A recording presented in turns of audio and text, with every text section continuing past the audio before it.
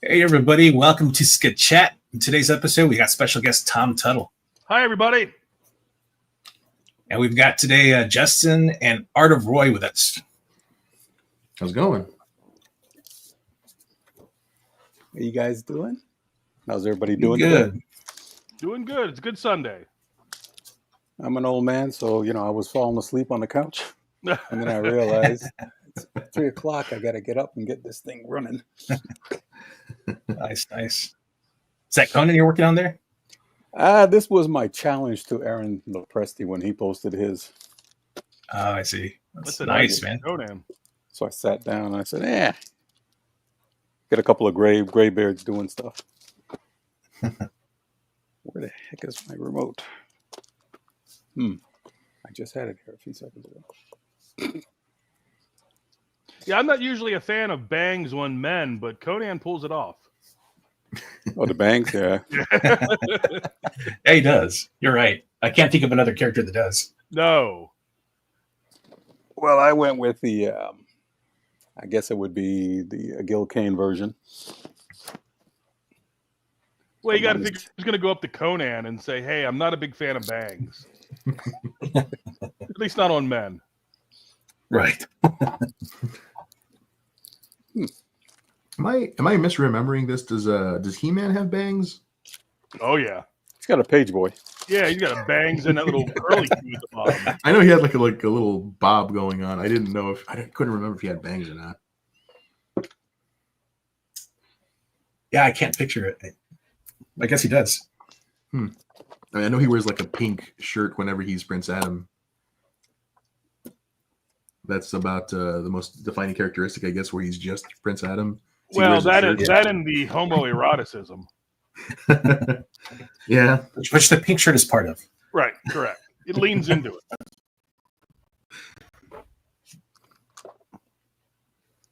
So Tom, talk to us about 70 Minutes to Sundown. Okay, yeah. We debuted, we launched. It's been 2 weeks now. So 2 weeks ago, Friday, we launched on the show that I'm on Fridays. It's Peter Gilmore's Friday Night Frights with Peter and CG Pete Callan, Harry Talbot, and 666. We started doing a Horror Friday show. So 2 weeks ago, I'm trying to think what our theme was. I think 2 weeks ago was the Lovecraft episode, and we launched there. And it's just been a really spectacular response that I'm seeing. That a lot of people really seem to like what they see. I'm getting a lot of great comments about the art that I've posted by Christian Rossi, who is just a friggin' magic user with art. Christian has turned in very lyrical, very cinematic, and I mean like real cinematic, not like a broken up 2-page spread cinematic. Pages where each panel kind of flows seamlessly into the next. It kind of reminds me just of, I'm not an art guy, so I'm going to speak about this very inartfully. But it flows from one panel to the next. It reminds me in that sense of like Dave Sims' Cerebus when he really got that series really going. Yeah, so I'm getting great comments on that. The story and the concept seem to have captured a lot of people's imagination. And I've given what's been very gratifying to me is I'm getting a lot of positive feedback about the title, because I have real life friends who kept I think that title's too long. You got to shorten. No. Trust me, I know the audience that I'm going for here. You guys don't. This is a very grindhouse late '60s kind of spaghetti western title. Trust me, and the response has been overwhelming. Yeah, well, it looks great, man. I love Christian Rossi's work. I think the first thing I saw his work on is it Bad Rose? Is that what it was called? On Alterna Comics. I know him from Alterna. I don't know if I know Bad Rose. I saw the that Walker book that he put out. Was it Void Walker, I want to say? Void Walker, yeah. Yeah. Right. Spencer Desmond. Yeah, that's where I know him from. Okay. But no, he's been fantastic. Everyone that I've worked with on this book has been an absolute dream to work with. This is my, my fledgling effort here, and I'm just a poor country lawyer. I don't know anything about how to put out a comic except what I've picked up through 9 years of osmosis watching live streams. Right. But everyone's been terrific. Christian is the interiors, and he is a one-man band. He is pencils, inks, and colors. So everything you see in the book is all Christian. Nice. Yeah, he does everything well. Like he doesn't seem to have any weaknesses. Yeah, he's absolutely terrific. I keep talking about his colors because I find his colors to be so vibrant and in your face, and it's exactly what I asked for when I was saying, hey, I kind of see this as like almost like a sepia toned book, and it didn't occur to me that almost 60% of the book takes place at night, and so Christian had to like do everything I was trying to evoke through nighttime colors, which I think he just really nailed it. Yeah, no, it looks great, man. But yeah, it's 44 pages. It's a 48-page book, 44 pages of story, and then I've got an art section in the back that's going to kind of tease the books to come. So I got 4 pages of art for the back, so it'll come in at 48 pages total. I've got to shout out Von Klaus, who really was my Jedi master through all this, and he did my logo for me. That great vibrant logo that's just kind of it's like searing and dripping off the page. He also did the trailer for me, which my gosh, I was walking out of my car when I saw that trailer, and I stopped right in the middle of my front yard like a friggin' hobo, just staring at my phone like I just caught someone cheating on me or something. I love this page here. It's fantastic, and this goes back to what I was saying earlier about Christian being very cinematic. The script says the sun goes down, and the second that last ray vanishes, the town comes to life, and it's going to be someone appearing in each doorway. And when I thought about it in my head, I was thinking about it like POV shot from Sawyer Bain, my main character, and like. What I got was so much better than what I was imagining, because you just see them pop up like mushrooms out of every doorway. There's a couple on the roof. It's just it's haunting. It's like your first indication that a switch has been flipped and you're no longer in the world that's familiar to you. Right. One thing I liked a lot growing up about was that show Tales from the Dark Side, and also in some John Waters movies. It's the first time those two things have been paired together, is the idea that the unreal world is just down the street from our world. In I think Desperate Living, the main character she just moves one town over, but the town she moves to is a crazy town. It's a John Waters town. And so in this book, what I tried to do to illustrate that idea was the bridge that he walks across that he rides across that big full-page spread of Brawley Bridge. Brawley Bridge symbolizes like the transition from the world to the world that looks just like your world, but it's where bad things happen. Right. Crazy things that you have no context for and no way of defining it. So that right there, I should have been narrating some of these pictures as you went down them. That there is sort of the face that launches 1,000 ships. That's Sawyer Bain's wife, Mary, who vanishes one crazy night and puts the whole book in motion, because Bain is a former bounty hunter who gave it up for a life of faith and a life of wholesome farming, married, church. And he has to pick up the gun again when on one crazy night his wife goes missing, and the trail leads right here. And now you can kind of see, spoiler alert, you can kind of see where she's been and what she's been doing. Yeah, Fabrizio says, "Afternoon, gentlemen. Book looks great. I backed it." Thank you. Awesome. Sir. Thank you, Fabrizio.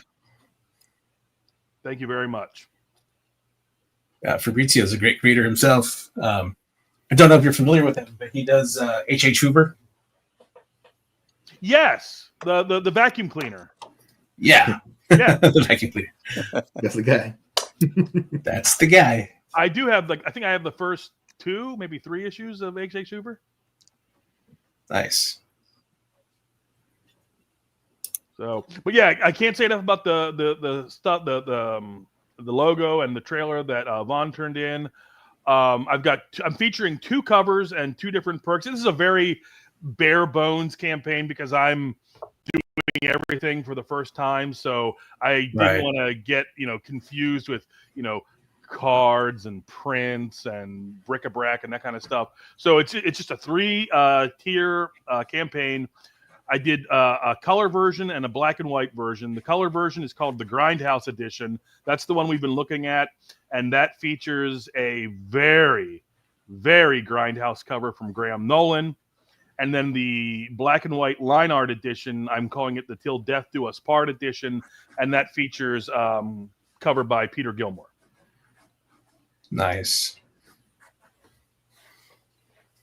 Yeah, there's Peter's the book cover. looks great. Yeah, there's Graham's cover, and Peter's is right below it. Yeah.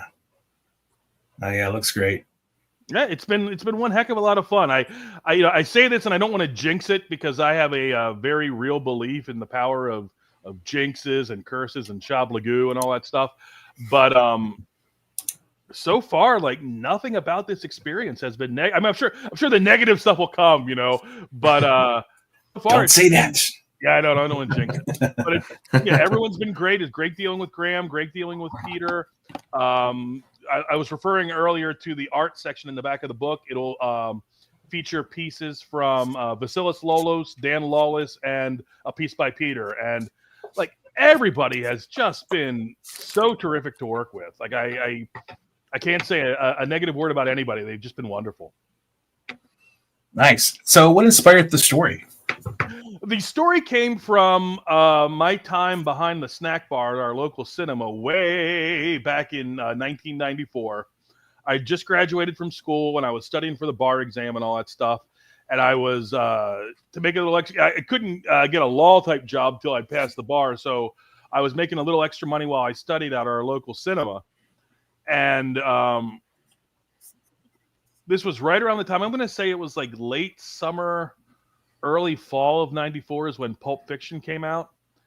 And Pulp Fiction inspired anybody who had any dreams of writing, got inspired by that movie and went back home and dusted off their shoot 'em up, bang, bang script. So I was no different. I turned in a very, very, very Tarantino influenced screenplay called Crime Life that would have been an absolute disaster because for no reason, my character 3/4 of the way through the movie suddenly finds himself in a scene from Eugene O'Neill's Long Day's Journey into Night that I let go on for 17 pages.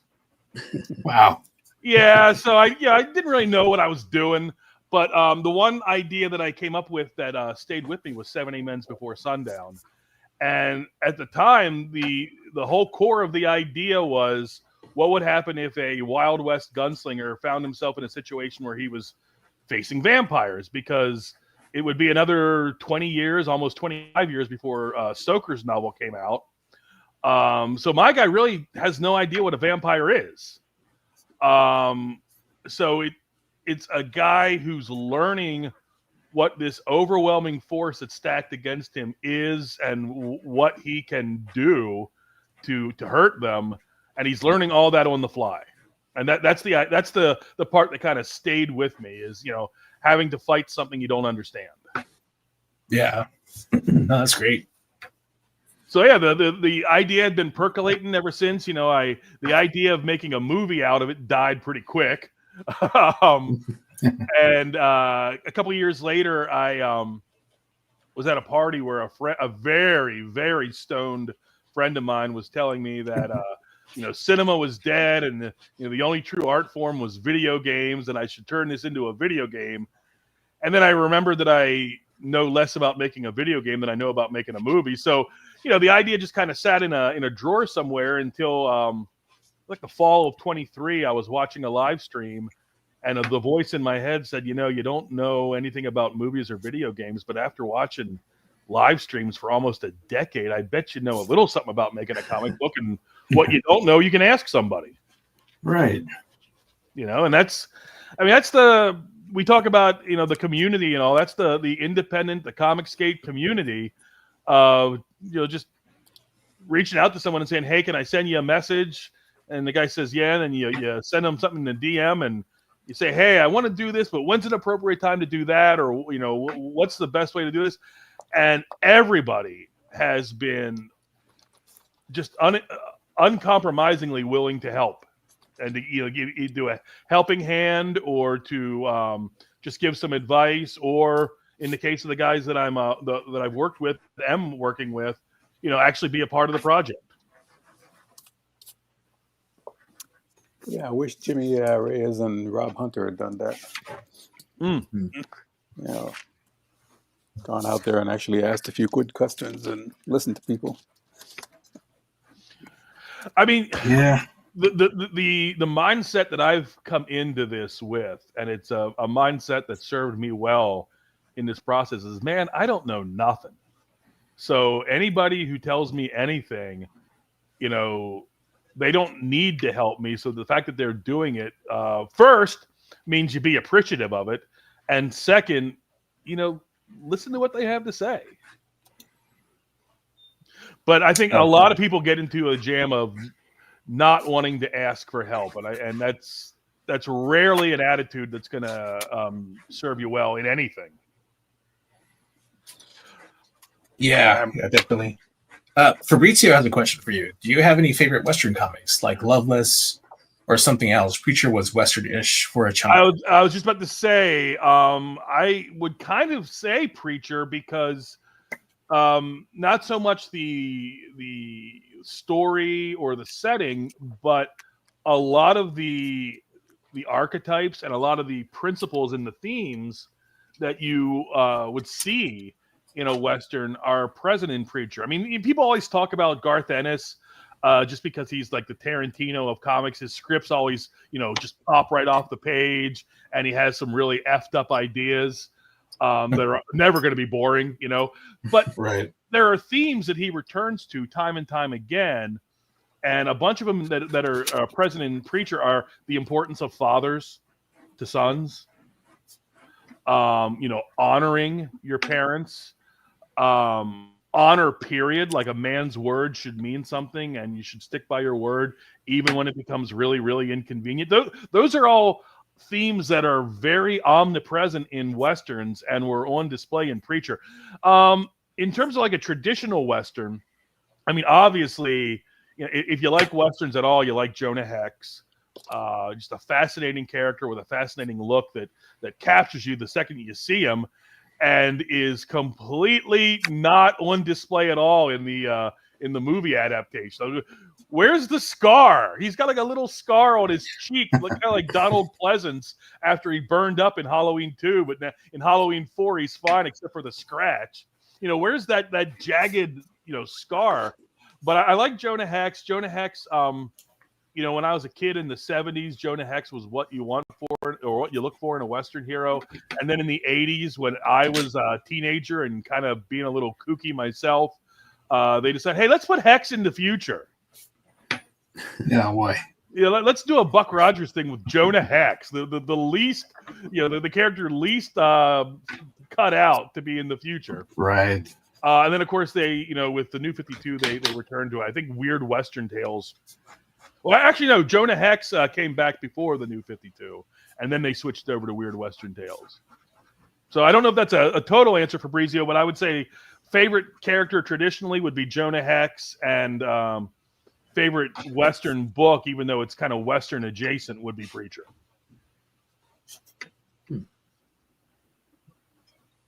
Gee, I've got a Western book. I'm going to show it out. I don't think I've ever shown it on stream.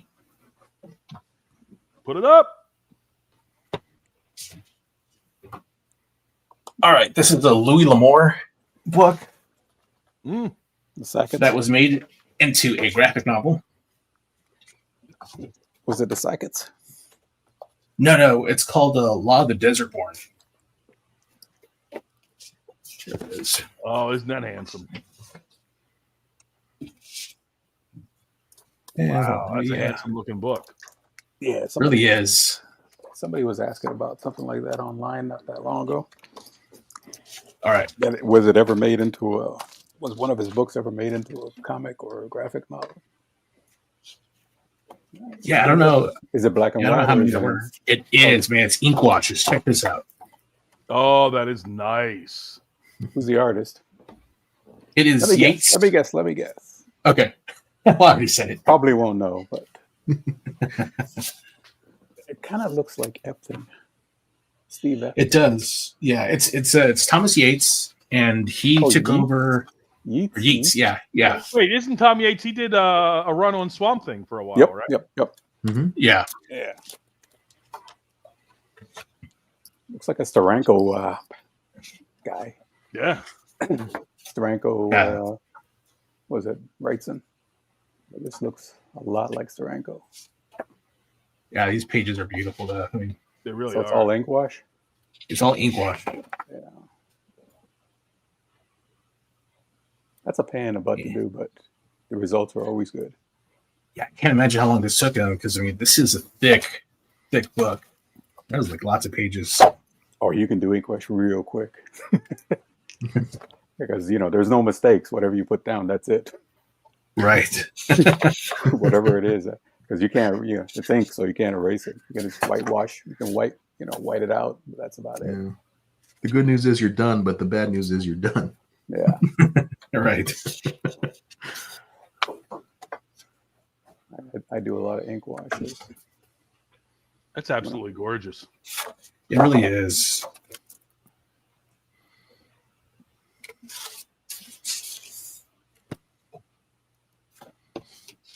Yeah, I didn't realize this about him, but he took over for Hal Foster on what's in that book? Prince Valiant, yeah. It's Valiant, yeah. Yeah, he did some Prince Valiant. He also did some Zorro. I guess he did the comic strips for King Features. I only know the Prince Valiant. And Hal Foster's a hard follow. Yeah, seriously. Yeah, but this is a gorgeous book. I just want to show it off. Yeah, I kind of Talking about figured Westerns. it was going to be something from Louis L'Amour. Well, Yeah. speaking of gorgeous Western books, Mike Barron just had one out a couple years ago, The Bronze Star, Yeah. with Pat Broderick. That was a beautiful book. Yeah. And the werewolves. Yeah. Why does that desk look like mine? That's because I took it when you weren't looking.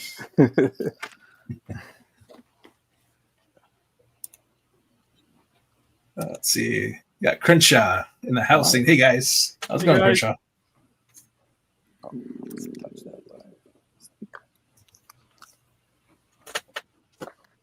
Oh, I like that.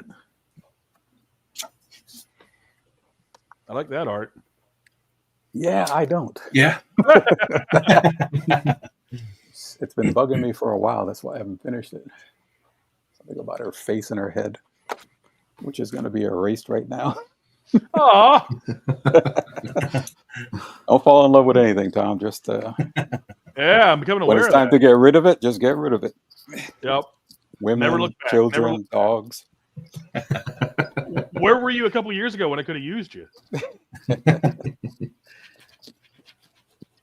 Yeah, I go by the Frank Cho school of erasing. Hmm. Actually, Jim Lee too. So they just erase everything. They don't care. So, what about westerns? What's your favorite western, Tom? Oh, in terms of film, Yeah. Obviously, you can tell from the book that I'm probably more influenced by the late '60s spaghetti westerns, and that era. Even westerns that wouldn't be considered spaghetti westerns, but are still in that era. Traditional, I would say, The Searchers. I'm a big fan of Rio Bravo. Obviously, High Noon because of the structure. I think the structure is very unique to that movie.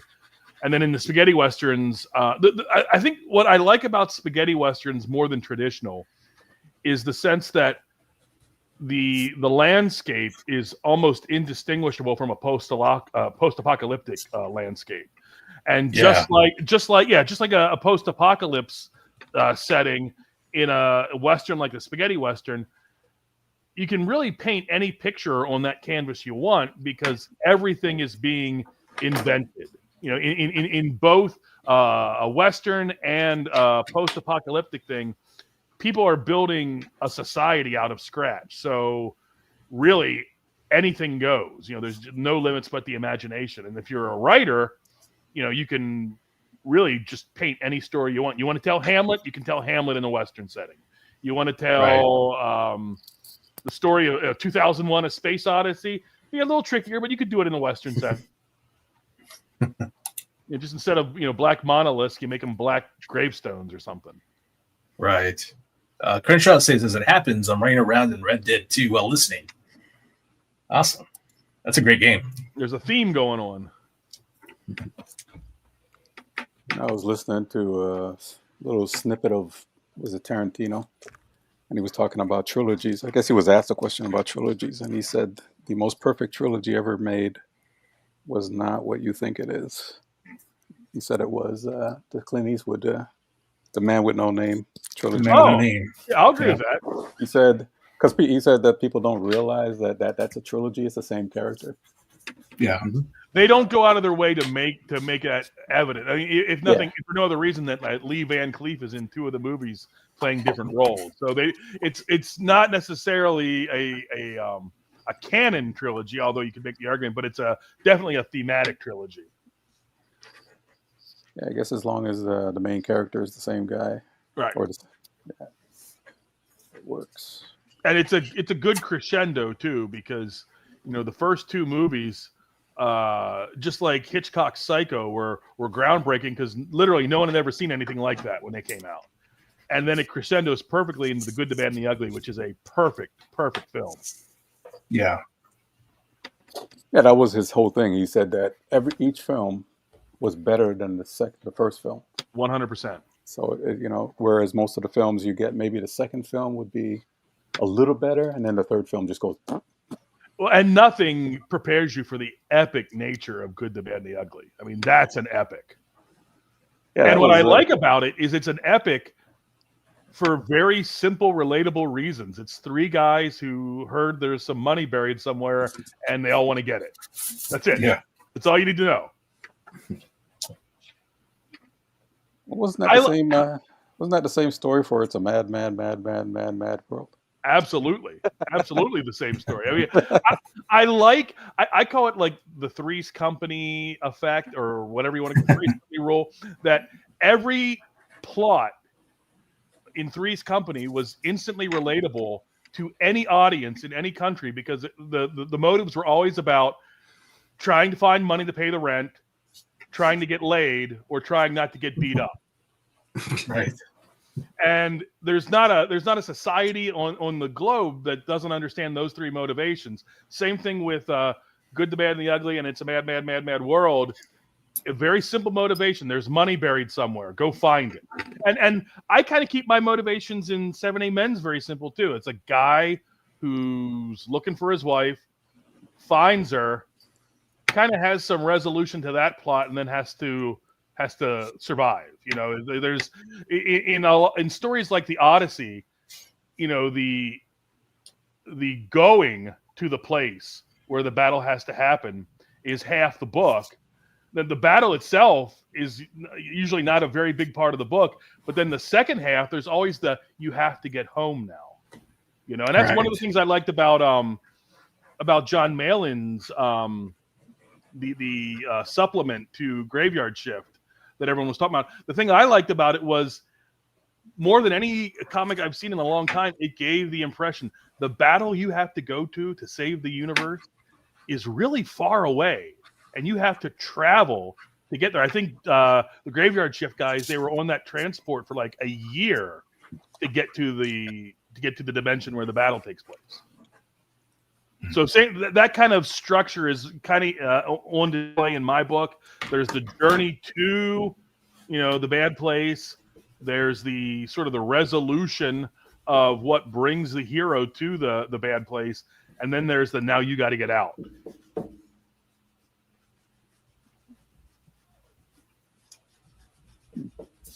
Nice. And judging by the artwork, it looks like she's turned, huh?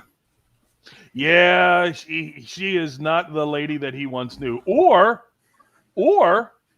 is she more the lady that she once was, that neither he nor she recognized during the marriage? I mean, did she change into something else, or is this the real her finally coming to light?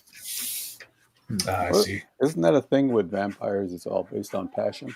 Well, it's the thing with marriage. I mean, marriage, you always find out after the fact, oh, she is not who I thought she was. No, I'm kidding.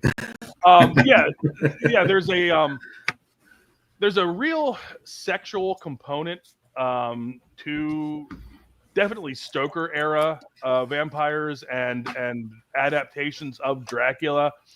That's kind of gone by the wayside, except in Dracula stories. Most vampire books or comics or novels kind of focus on vampires seeing us as a food source. And that's certainly true, but there's also a seduction component. I mean, a lot of the vampire lore comes from seduction. The whole trope about they can't come in unless invited. Well, that is, can they obtain your consent to enter your domicile? If you can't see the subtext there, you're not looking. Sounds woke. Yeah. So, there's a little bit from column A and a little bit from column B in my book. Obviously, the relationship between Bane and his wife is a very personal one. So that's where some of the transformation and the seduction and all that kind of stuff comes in. But to the rest of the town people, he's just food, and they haven't eaten in a long time. Mm. So yeah, we'll see. Yeah, that's a hell of a concept. Yeah, it sounds good, man. I'm excited to read it. I can tell you we've got a whale of a tale on the burner, and we're not going to let you down. I promise. Well, now you just need to get Aaron Lepresti on board. I tell you, I would love to get. I've got additional books planned, and I would love to get a cover by Aaron, because I think he would be a very good fit for Is he a vampire guy, or is he mostly a Frankenstein guy? Well, Graham has his Joe Frankenstein series. Yeah. Aaron's Wraith of God has kind of touched on everything. There was a vampire edition or a chapter. I think the first one focused on werewolves, and now the new one's going to be the Headless Horseman. So he's kind of going through the entire slate of American myth with his Wraith of God series. I think I did a review video once where, as a little tongue-in-cheek, tweaky joke to myself, the title was Aaron Lepresti is Universal, because Aaron Lepresti he's knocking off all the Universal monsters. I mean, there's Right. There will be. I want to see how he has the Wraith of God meet the creature from the Black Lagoon. I think that would be an interesting pairing. But no, Aaron. Yeah, that would be. First, the Wraith of God books are themselves perfect books. I mean, they are beautiful. The story is great. The art is fantastic. Aaron draws beautiful women. Yeah. I've got the two. I guess the third one, it hasn't come out yet, but the two Aaron Lepresti books I've gotten have been absolute joys to read. I read one at the golf course. I stopped what I was doing at the golf course and sat down and read the first one. Really, a lawyer at a golf course? I know. Can you figure? Can you imagine? What's your handicap? I am not. I don't want to say, because I'm not a very skilled player at all. I don't want this to be clipped. You're supposed to say your wife. Oh, there you go. All right. Since I missed that setup, let me give you a joke of my own. This guy goes golfing with his partner, George. And he comes home that night and his wife says, "How was your day?" He goes, "Terrible. George had a heart attack on the second hole." And she goes, "Oh, that's awful." He's like, "You're telling me all day long it was hit the ball, drag George. Hit the ball, drag George." See, if you'd have told me that, I would have been something sexual. So there you go. You stuck with. No, used to play golf all the time down in Florida.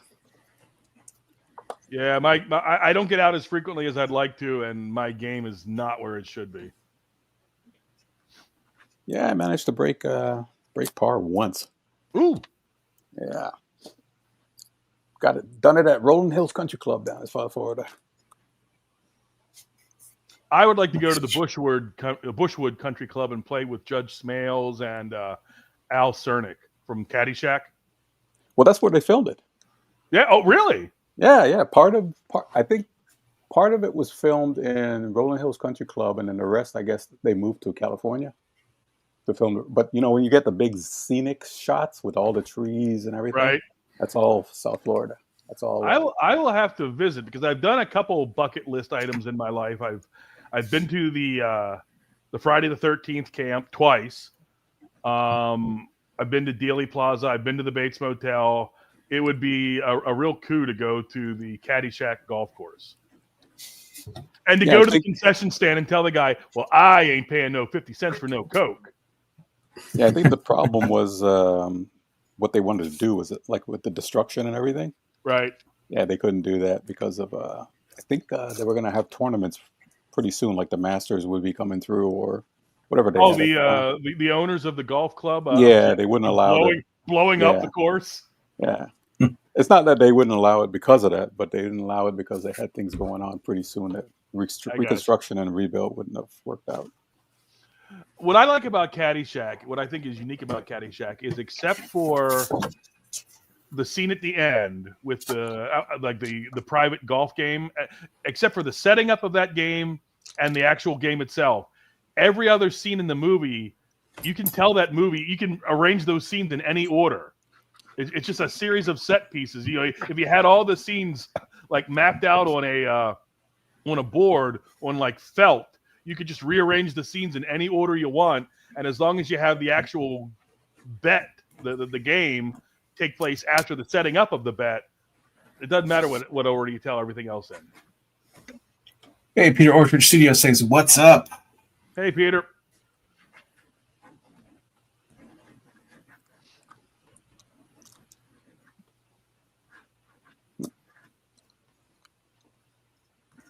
But yeah, Caddyshack would have been a lot of fun to make. It would have been a lot of fun on that set.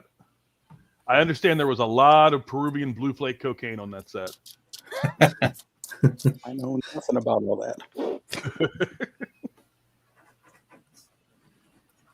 No, I'm old enough to have, when I lived in Florida, it was back in the 80s during the cocaine cowboy stuff. There you go. I saw some crazy stuff. Just on the streets.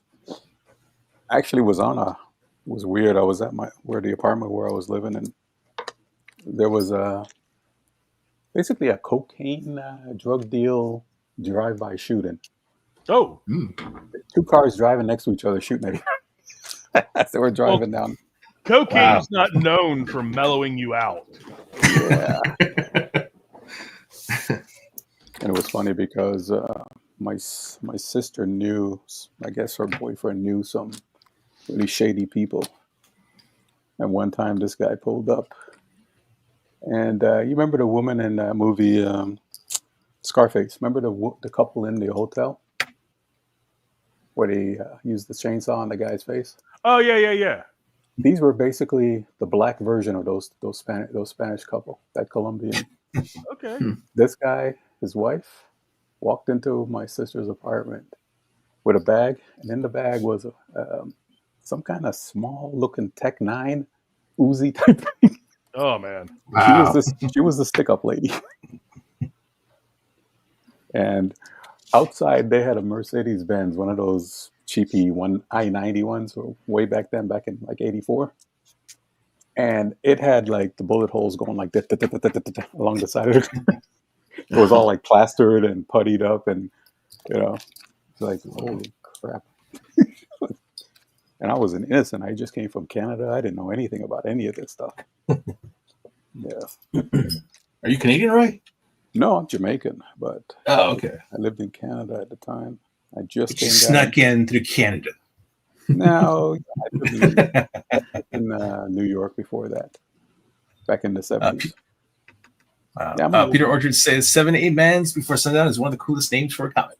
Well, thank you, sir. Thank you. That's I take special credit, or I take special gratification from hearing people's response to the name, because that's the first thing I came up with. And sort of I'll show some receipts that this book has been sitting in my brain for 30 years, because right around 2007, 2008, one of my best friends from high school called me up and said, "Hey, if you're not going to make a movie or a video game out of this thing, do you care if I take the name for my fantasy football team?" And so I can tell you that since 2007, there's been an active fantasy football team called 7A Men's Before Sunday. That's cool. That's fun. And he always does very well in his league. He always does very well. All I know about fantasy football is what I've seen on The League.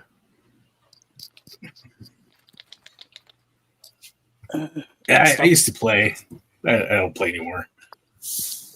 I stopped watching football 20 years ago. Well, I had a very hands-off attitude towards the maintenance of my team, and by hands-off attitude, I mean I picked out a cool name for my team and then never did anything else again for the remainder of the season.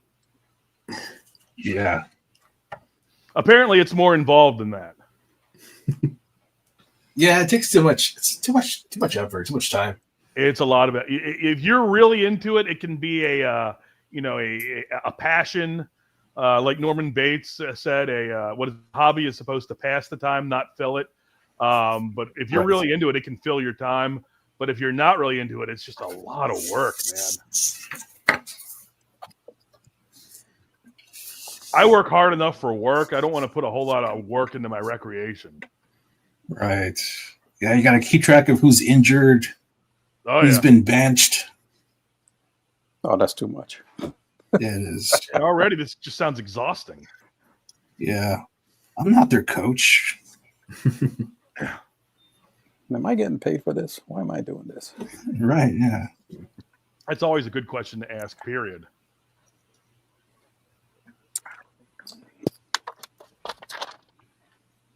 I got to tell you, you guys' pieces are looking great. Yeah, not mine. Thanks. I did not have the problem with the Wonder Woman face, but that's because I'm a very lonely old man. Well, it wasn't the face; it was the position, and everything was. She was looking a little too thick and squatty. I got you. And I'm just trying to figure out how to get the arm up. Oh, there you go. That's so a better. Yeah, why wouldn't it be 7 Hail Marys before Sunday? It's football, right? I should tell my buddy he's stupid. Dude, you missed the perfect title. You're so stupid. Idiot. I know. And let me tell you something about this guy. We have had a feud going on since 1986. And I'm going to put it to you guys. I've got, you guys have never heard this story before, so you have no presupposed notions. I'm gonna lay it out to you flat. Me and this guy, my buddy, are on a band trip to Canada. So we're all on a charter bus going to Canada. Sitting beside my pal, and obviously we have like a big bag of snacks for the road. Big bags of chips and Doritos, and one of those big bags of peanut M&Ms.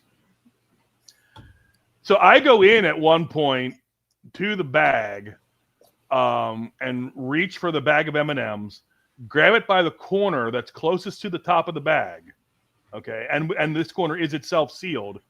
I lift the M&M bag out of the grocery bag, and it turns out that the M&M bag had already been opened and the end rolled up, but the rolled up end was on the bottom. So when I lifted it, the open thing comes out, and all the M&Ms just go everywhere. And so, 86 through, for just shy of 40 years, we've been arguing over whose fault that was. I maintain that it is redonkulous to put the rolled up end on the bottom. It is, yeah.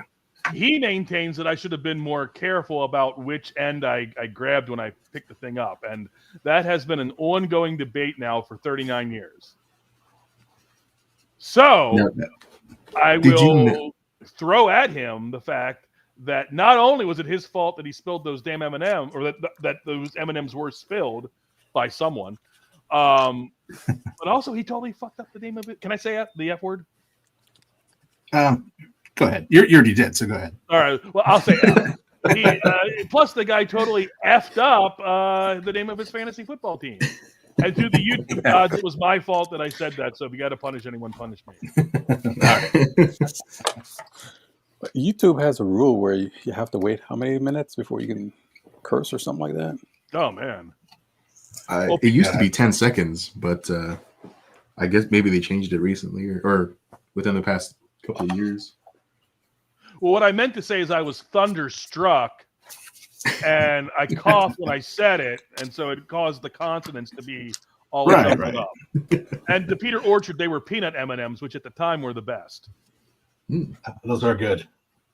Now, of course, there's like 137 flavors. Okay. Have you tried the pretzel ones yet? I have. I'm kind of an M&M aficionado, or what do you call it? Gourmet. Gourmand. I'm a gourmand. I do know my way around candy bars. I've had to cut them out because I last year undertook a personal campaign to lose all my pandemic weight, and so I can't even tell you the last time I've gone into a gas station or a convenience store and come out with a real candy bar. I miss $100,000 bars so friggin' bad. Those are good. They're so good. So good. Well, I'm boring. I don't eat any of that stuff. What do you have Good for a for you. snack? Snacks? Nah, I'm too old for that stuff, man. I don't think you're ever too old for snacks. Yeah. I figured. What did Trump say? You only got one battery and you only got so much energy. That's why true. Why waste it on a bunch of nonsense? Well, the thing is too, when you are dieting and or at least being aware of what you take in, like you waste so much calories on candy. Like for one candy bar, that's only going to fill you up for about 15 minutes before the empty calorie effect goes away. For the same amount of calories, you could get like an actual, steak or, like some kind of a low carb sandwich. So it's just a question of, spending your calorie dollars better. Kind of gave up on that too. No steak. And the one rule a buddy of mine gave way back when I tried Atkins a couple decades ago: don't drink your carbs. Do not drink your carbs. That's my weakness. I always drink my carbs. No. Coke, man. I'm just addicted to Coke. I'll give you one piece of advice. The difference between Coke and Diet Coke is stark. But which of the two you like depends on which one you've been drinking recently. Like when I'm when I'm not attentive to my diet or whatever, and I'm drinking Coke, you drink that first Diet Coke after being used to Coke, and that Diet Coke is like medicine. But the reverse is also true. Once you get acclimatized to Diet Coke, drinking a real Coca-Cola is like just mainstreaming a pixie stick. Mainlining a pixie stick. I mean, it's terrible. Like it will literally make me ill to drink a real Coke when I'm used to Diet Coke. Peter says, but beer is almost 100% of my carbs. There you go, Peter. It's a good man's failing. It's a good man's failing. Like that line in Arthur where he's on the date with his fiance or whatever, and she says, Arthur, a real woman could keep you from drinking. And he says, it'd have to be a real big woman.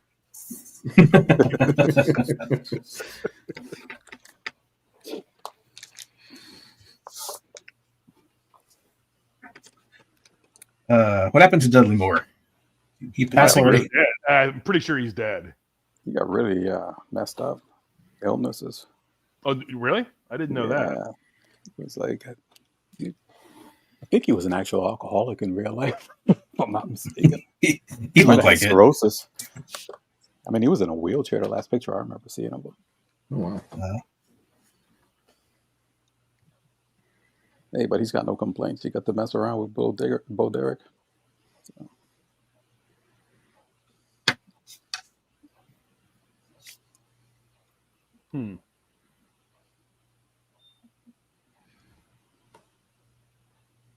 One thing I've been trying to get Aaron to do is, speaking of Aaron, real Presty, drop his boobs. Wait, what? Drop his boobs. Define your terms. Well, he's a real big fan of Adam Hughes. Okay. Right? And Aaron, let me see, can I show it on here? See, Aaron draws his boobs like this. Like, if this is the body, right? He puts his boobs here.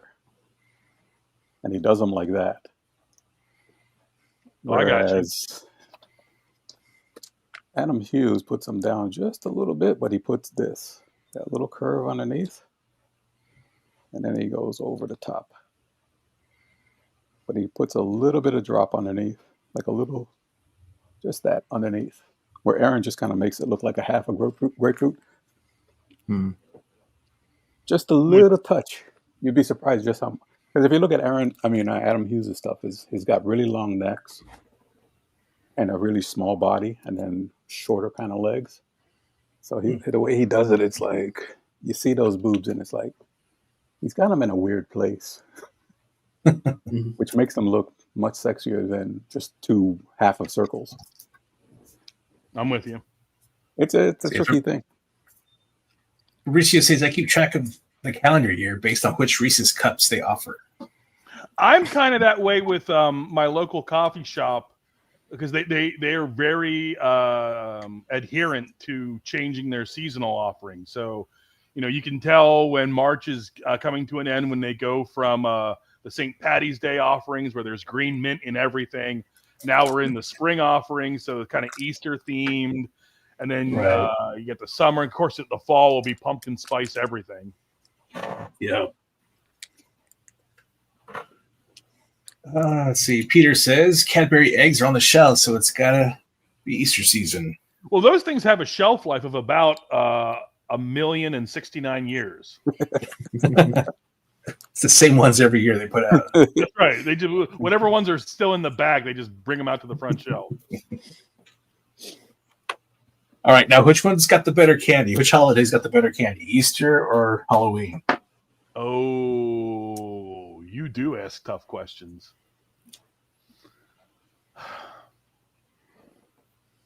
For me, it's going to be a photo finish because I literally love both holidays. I love Halloween.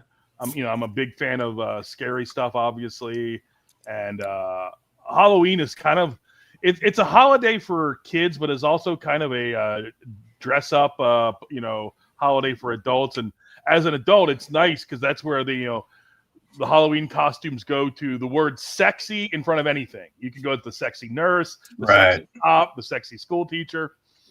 But I really do love Easter too because spring is my favorite season, and Easter is kind of like the official spring holiday.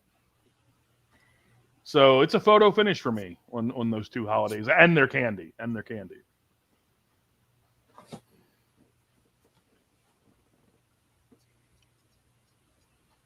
gonna go with Halloween. Not a bad choice. The better candies.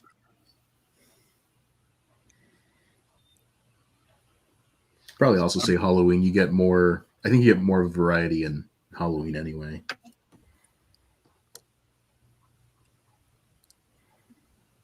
Although I do like Cadbury eggs. Those are good. Well, and anyone who had a child in the last 50 years when recording technology has been with us, you got to at least one point in your kid's childhood get them to say for the camera, "Thank you, Easter Bunny. Buck, buck." Definitely Halloween has better cereal because you got the Monster cereal, and the Monster cereal is the best cereal ever invented. Frankenberry is my favorite. I lost $1,000 to my ex once because I thought they discontinued Monster cereal, and she told me no, it's a seasonal offering. I told her she was full of shit. I mean, full of crap. And He told me, how much would you bet? And I said, as a gag, I'll bet you $1,000 you don't come home with Monster cereal. And she went out and did it, and then expected me to pay. So it was either What? It was either pay up $1,000 or, I'm the one who had to live with her. So, the grand was kind of like buying my way out of jail. Hush money. Right. Yeah, exactly. Literally. There's a line that in the first Pirates of the Caribbean that I think summarizes marriage so well. It's Jack Sparrow and the girl are on the island, and she's told him to do something, and he's like, that'll never work. And then it does, and they flag down the ship, and Jack Sparrow's like, oh, there's going to be no living with her now. That's marriage, right? That right there. See, Peter says Halloween doesn't have that many holiday-specific candy. Easter and Christmas does. I don't know about that. I don't know. What does Christmas have? Christmas has candy canes. Christmas cookies. Yeah, we'll include cookies. Yeah. I mean, Halloween. I don't know how broadly he's defining the terms, but like every candy company puts out like Halloween shaped stuff, like Reese, pumpkin shaped Reese's and stuff like that. Right. Even cookies with Oreos. Yeah. With the orange cream inside. But you've also got candy corn, the candy pumpkins. It's true. Oh, Christmas has a lot of that too. Christmas trees and That's true. tree. I like those But it's Christmas. mostly cookies instead of candy. I don't know what you call them, but they're like animal cracker shaped cookies, but they're like dipped in white chocolate with some sprinkles on top. I like those cookies. I don't know what you call them. Those are good.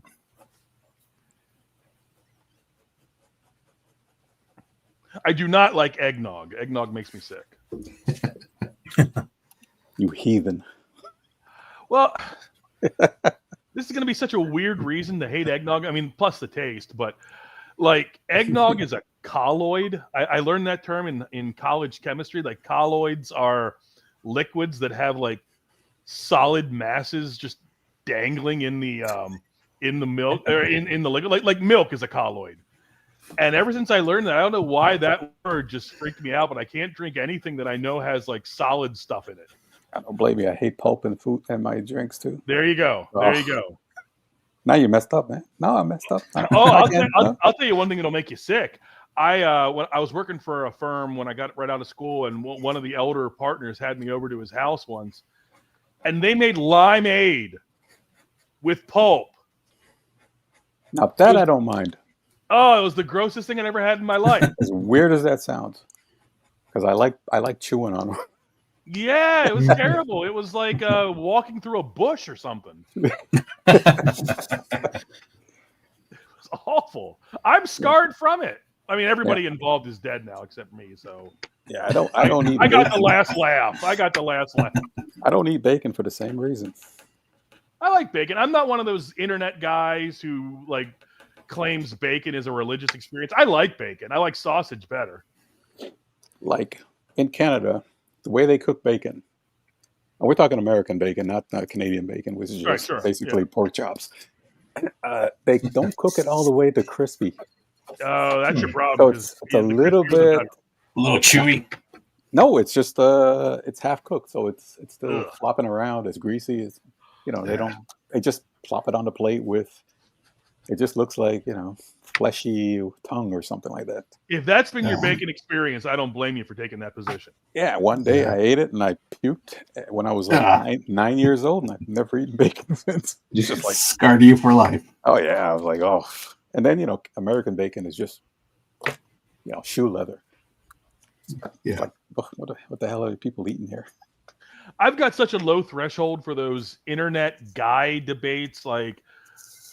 First, pretending like bacon is the greatest thing. I mean, bacon's good, but these guys who pretend it's like, a soul transformation every time they put a piece of bacon in their mouths. And the other two that I have a low threshold for are the is Die Hard a Christmas movie and does pineapple belong on? Of course it is.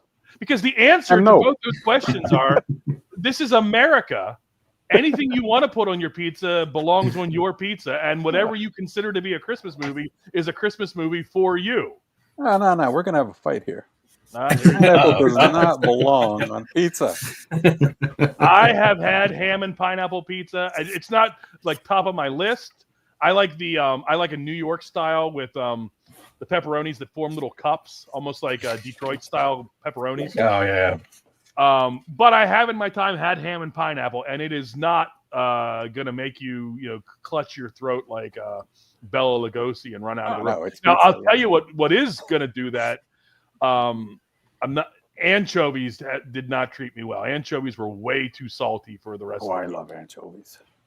Well, we're clearly separated by denomination. I am Jamaican. We There you go. On an island, fish. Everything was fish and crab and goat meat.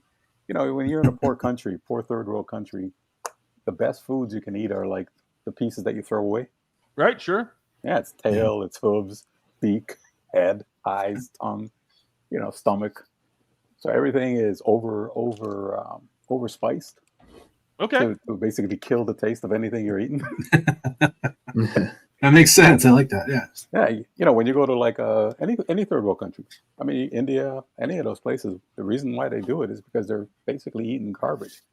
Yeah. The most garbage part of the animal. We have that here. It's called hot dogs. Well, yeah, but that's just scrapings from the ground. Right. Oh, I've actually seen it. Not work. Tell me anymore. Me and Jay Palma, we both like hot dogs. I don't want to hear anything that's going to disturb my childlike belief that they're good for you. Well, that's like watching old Saturday night morning cartoons after you're too old to watch them. Don't ever do that. Right, sure. Just kills the whole point of, your love of those cartoons. Hey, speaking of Jamaica, how does Bob Marley like his donuts? I don't know. With jamming.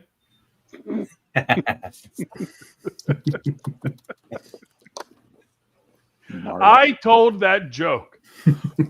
I was in Baltimore for that comic convention last fall that John and Shane were at, and I booked my room way too late, so I ended up getting stuck in the real bad part of the murder capital of the world, and I took an Uber from my hotel to the restaurant and then to the meetup, and I did very well with that joke with my Liberian Uber driver. Liberian. Yeah, he was very. He told me about his upbringing because I asked if my car would be safe where I left it, and he told me advice. This is good advice for everyone. He said. And I can't do a Liberian accent, so it's just me kind of like a vague, non-committal accent. My friend, I've been driving in this part of the city now for 10 years, and I will tell you the one thing I know. The man don't bother nobody, and nobody don't bother the man. And I'm like, that's the best advice I ever heard in my life. If it was only true. That's true. I choose to believe. Nobody bothered me that weekend, so I choose to believe it. You ever been on a subway in New York City? Well, not without my asbestos flame retardant clothing, I haven't.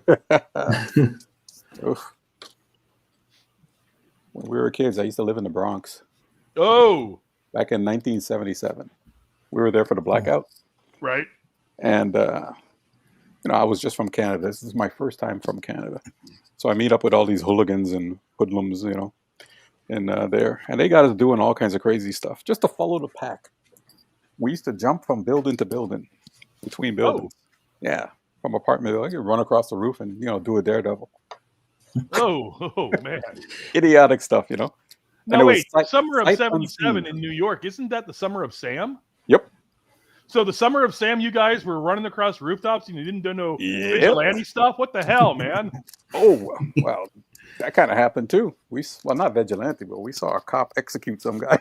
Oh, it was great. We were on a rooftop, and he was in front of our school, and the guy had a girl hostage. He had her across the arm, across the neck, and he's walking backwards, and the cops were there, and they were like trying to talk him down. And at some point, the guy made a mistake, and he opened himself up, and boom, they just opened up on him. Wow. You guys are watching all this from a rooftop. This is like Daredevil. Oh yeah. Except Daredevil can't watch nothing. We were But he heard it. He heard it. He saw the. Sounded like someone just got whacked. He saw the screen. Well, this was New York back in the days of Serpico, and all that crap. This is like rough. You did not want to mess around with the cops in New York at that time. See, Brown and Brown says, well, it's been proven that human meat is in most of our ground beef at Walmart. LOL. So rat poop and human consumption is the diet these days. Gotta love the mafia being in charge of these plants. I gotta say, I don't usually say I'm gonna need to see receipts. I'm gonna need to see receipts that there's human food in or human remains in the Walmart ground beef. I feel like that would be more newsworthy than it's been. I think you don't want to know the answer because it's not human flesh; it's human waste, which is worse. When this show is over, I'm going to go hang myself in a gas station. Yeah, that's just a nice way of saying, it's human waste. Well, now, what is it Hamlet said about how a king can go through the guts of a beggar because, the king rots in the ground and the worm feeds on the king, and then a beggar might catch a fish that was caught with that worm, and in that way, a king goes through the guts of a beggar? That's pretty weird. Well, it's like, what was that whole thing about that there's no new water on the planet, so everything we've excreted is still out there, and we're drinking it? That's why I don't go in the ocean. No, but everywhere. It doesn't matter where. So I don't drink water. I just drink Coke. Every drop of water you've ever drank has been drunk and peed out before. So But what about milk? That's a colloid. well, it's any kind of liquids still out there. Well, that would just coagulate and disappear somewhere else.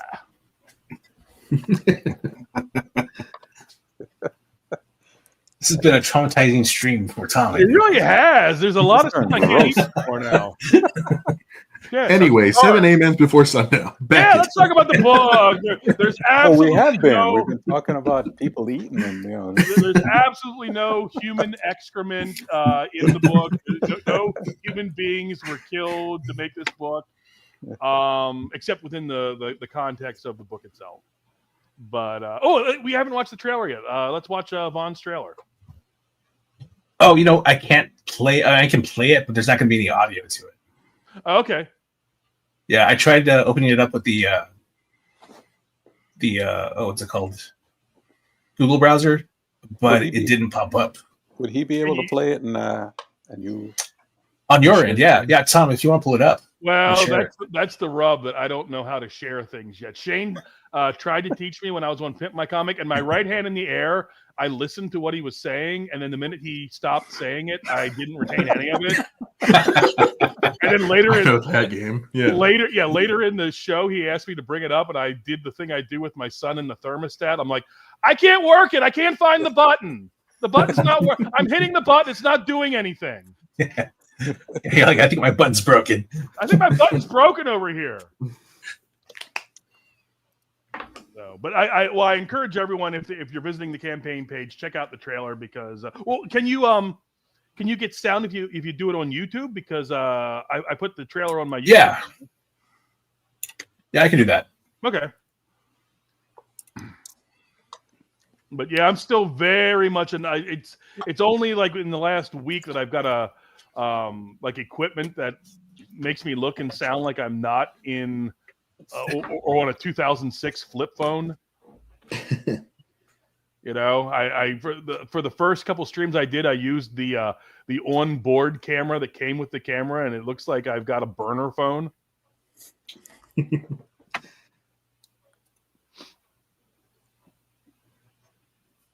But yes, sharing screens is still foreign and alien. It's like witchcraft to me. I don't understand the alchemy you guys are doing when you share.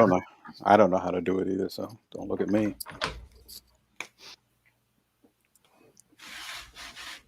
I generally just get on here, turn on the camera, and whatever happens, happens. I'll be talking for about an hour and realize I didn't even turn on the microphone. Well, it's like those review videos that I did where I talk for 8 or 9 minutes about what the book made me think about, and then remember that I never even once mentioned the book right in the last 30 seconds. Oh, everyone go buy this book. It's great. This book reminded me of when I visited Camp Crystal Lake in 2013. And then I tell this whole story about that. And then at the end, I'm like, oh, yeah, but you should buy the book, too. The book's good. Buy the book.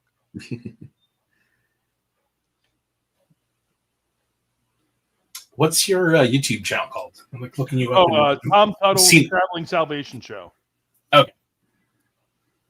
Didn't realize there were that many Tom Tuttles out there. There are a lot, but there are most of 99% of all the other ones are tributes to the John Candy character in Volunteers. Yeah, Tom that's what's Tuttle coming from up. Tacoma, Washington. But no, I'm the Tom Tuttle's Traveling Salvation Show guy. I just learned how to make shorts about 10 days ago. So, I'm slow out of the gate, but I'm a strong finisher.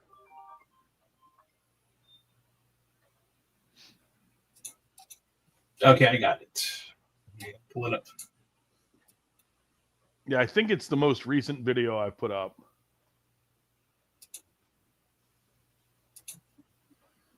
Justin, I like what you're working on. Oh, thanks, bud. I don't mean to single you out. No, Justin, you're good. These other guys. Oh, my gosh. Holy shit.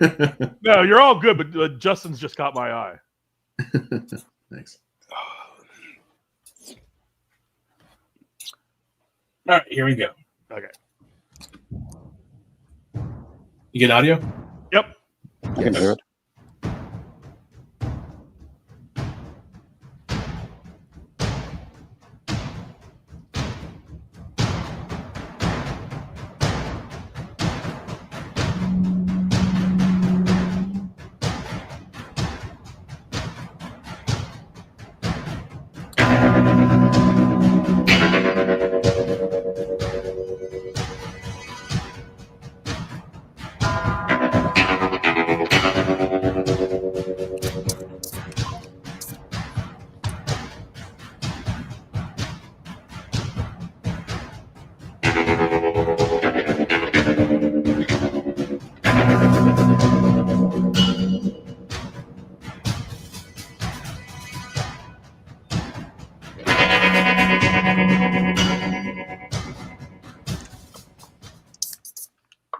Nice. Yeah. Oh, man. It looks Vaughn like a just lot of killed fun. it. Yeah, he did a great job. That trailer tells you in 4 minutes everything you need to know about the mood of the piece, about the basic story arc of the piece. I mean, if you see that trailer, your decision on whether to back or not back is more or less made for you by the time the trailer ends. Yeah. Because if you don't like that trailer, you're not going to like the book, and if you love that trailer, you're going to love the book. Yeah, Vaughn did a good job. Yeah.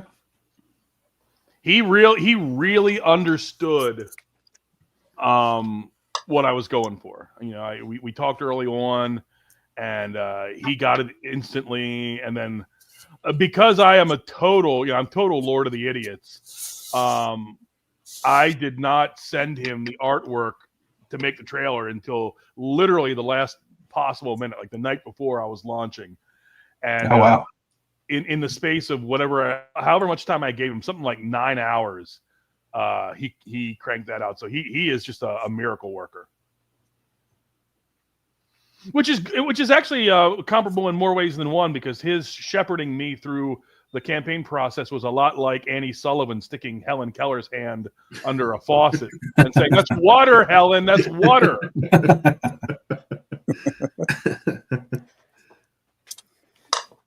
So something I haven't asked you yet. What's your writing process like? Well, in both instances, because I did 7 amens over the course of 2023 through the spring of 2024, and I'm currently at work on a sequel to the book. In both instances, it's kind of like building a skeleton and then hanging the meat on that skeleton. So, I kind of have an idea of what I want the story arc to look like. That's that's the bones, that's the skeleton. And then over the course of months, I kind of, I kind of write it linearly because I'll have ideas and this will be a great scene for towards the end, and this will be that, and this will be, and I have all these scenes that are not in chronological order, but they're just like little blurb ideas and notes. And then the next part of the process, which I've just done with the book 2, is taking all those notes, putting them together, and kind of arranging them, chronologically. That there's your meat, and then I, just sit down and string all the blurbs and the scenes together, and make like a line of Christmas tree lights out of that. Okay. So it's very, very organic. I am not I'm not a disciplined writer, and by that mean I mean I would not do well with, okay, at 5 o'clock today I'm going to sit down and start writing. I don't. That's not really the way I write. I just have things come to me over the course of time that I arrange, and then obviously there is a part where I'm like, okay, now it's time. And when I'm gonna do like the final writing, the actual putting the script together, I like to do that like on a Saturday morning or a Sunday morning. I think that's, I don't know, when my creative juices are the most flowing.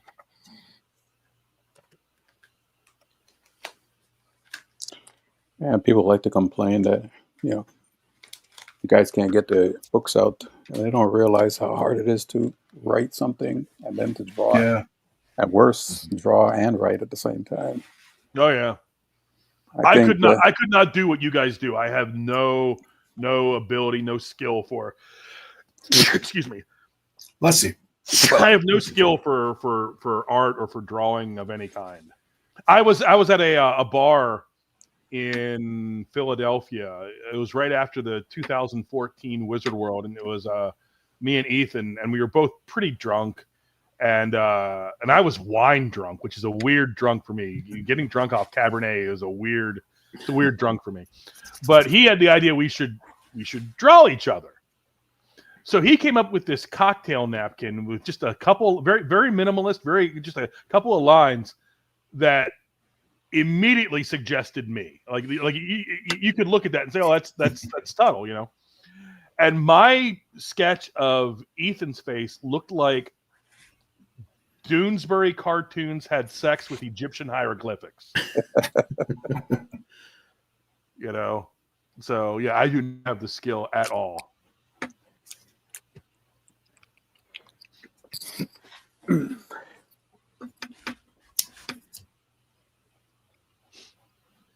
But since you talked about timeline, let me tell you where we are with the book. As I say, it's 44 pages of story plus 4 pages of art in the back. Of the story, the first 22 pages are in the can, inked, lettered, everything. Of the second set of 22 pages, we've got, excuse me, inks and colors up through page 41. So Christian's got 3 more pages, and then the second half will be ready to send to Eric Weathers for lettering. Eric, I didn't mention him earlier. Eric did obviously Eric's letters are, perfect. And I gave him some special requests with the lettering because different people are going to have different. You're going to be able to visually identify who's talking, and did a great job. So once those last 3 pages are in, I'm going to be able to send the whole second half to Eric for lettering, and then I think we're ready to go. Of the 4 art pages, 2 of the 4 are already completely done and ready to go. I've got the one by Dan Lawless and the one by Vasilison. Vasilis has a second piece, and Peter Gilmore has a piece that they're still working on. But where I'm going with all this is the book's nearly ready to go to the printers. I gave myself for a completion date Valentine's Day 2026.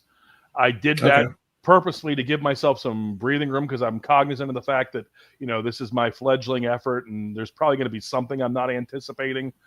But if things continue to go at the pace they've gone, I have very little doubt that we will beat that deadline by a long shot. Nice. So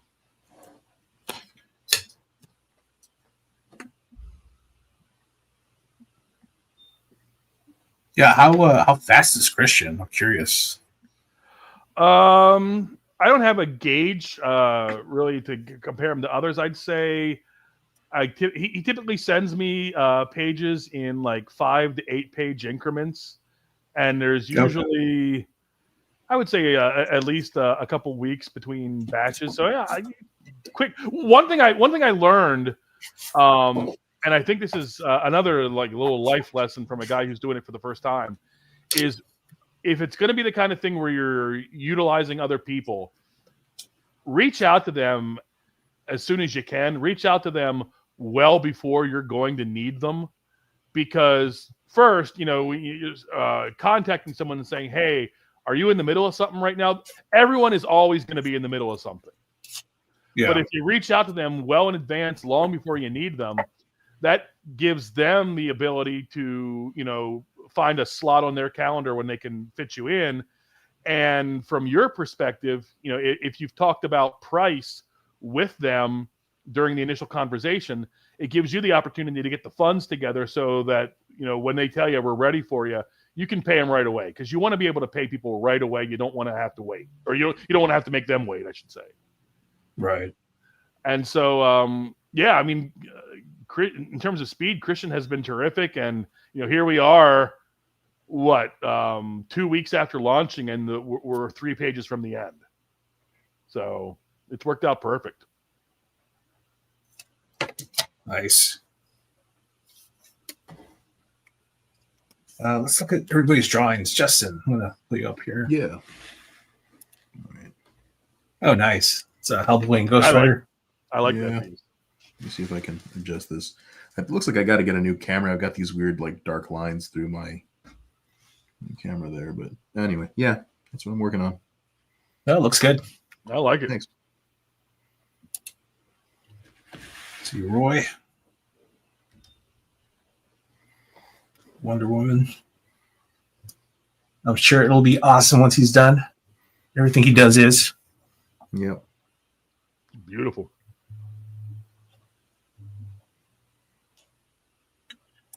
And I'm just inking over here. Looks good. Like those trees. Thanks.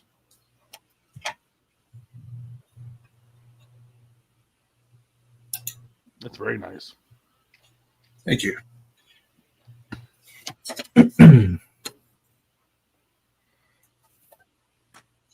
Roy, you're muted if you were saying something about your pencil. Yeah. I use a very fine 0.02, 0.0, or 0.2. Mm-hmm. Nice. Yeah. If you guys ever want to get one of these, it's Orenz, Orenz. But the lead is like a pain in the butt, because you can only get HB. You can't get like an H or anything like that. Oh, really? Yeah, so it's pretty soft. So you got to have very light touch. Where do you get the lead from? I just buy it on either Amazon or Jet Pens. Okay. When I draw very light.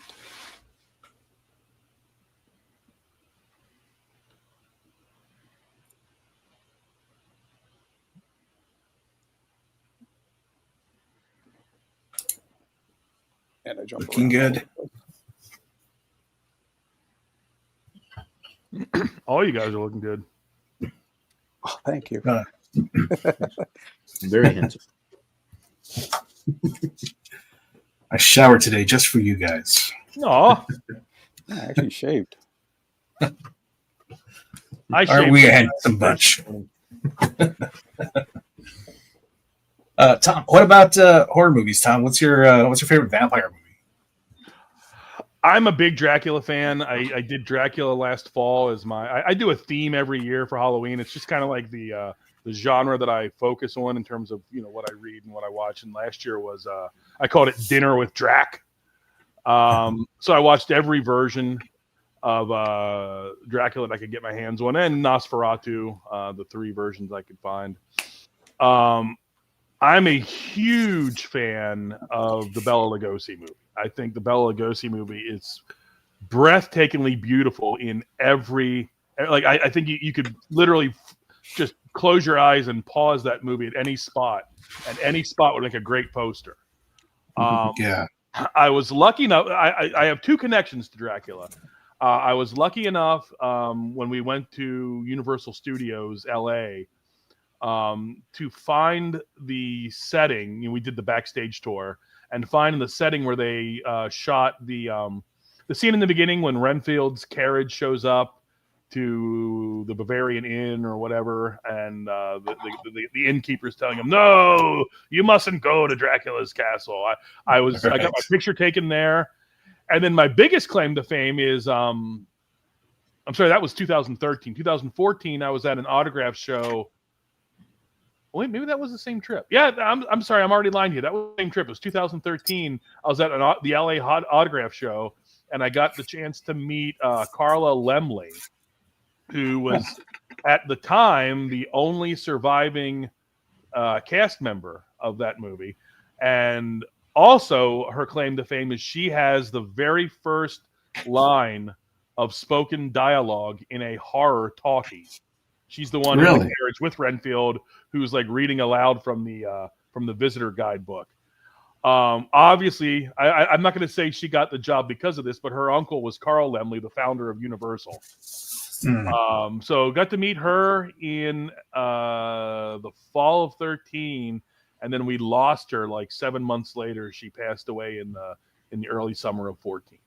Did Ethan shake her hand? I did not. Well, wait, I probably did. I might have given her a hug. No, I mean Ethan.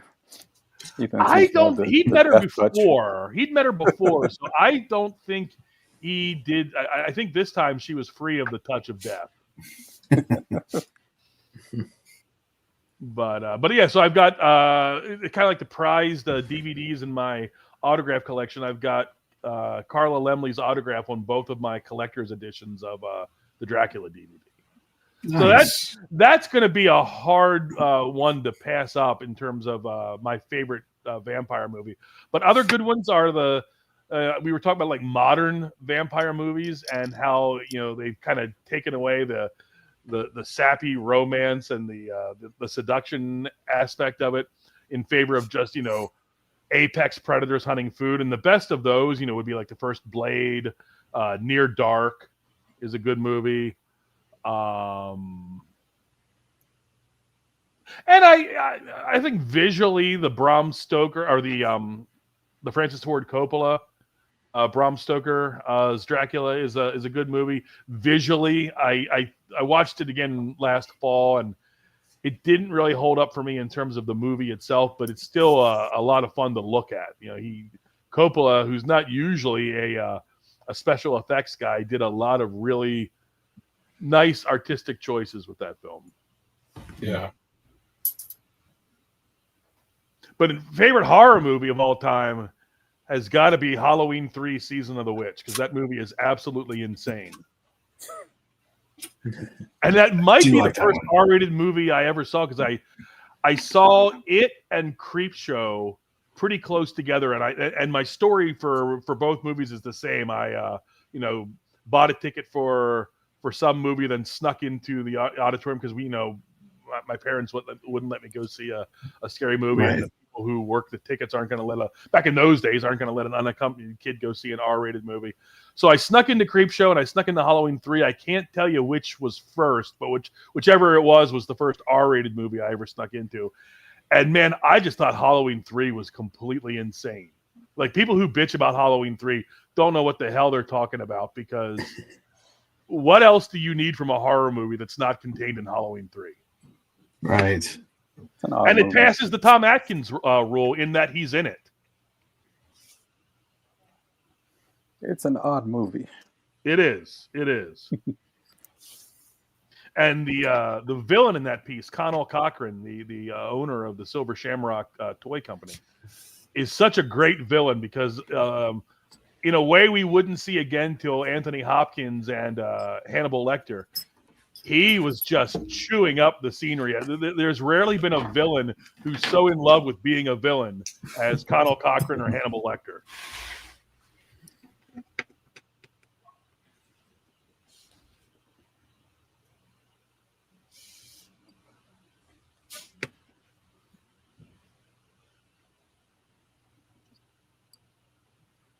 What about you guys? What are your favorite horror movies? For me, my favorite one is Phantasm. Good choice. Good choice. For me, it's probably The Thing. I think I watch that one at least every year. The for Thing is a Halloween. perfect movie. Yeah, it really is as close as I'm going to get, I think, to Jaws. seeing a perfect movie. Who said Jaws? I said Jaws. Jaws is a great Jaws. movie too. You know, Jaws is a great movie and it's a horror movie, but I had the opportunity to watch it with my kid. Now my kids are adults, but to watch it with my kids not too long ago because they did a thing in our local theater where they were like just having, you know, one show showings of classic movies, and they did Jaws one night. And watching it with my kids, and again, my son is 19 now, and my youngest daughter is, I'm going to say 24, 25.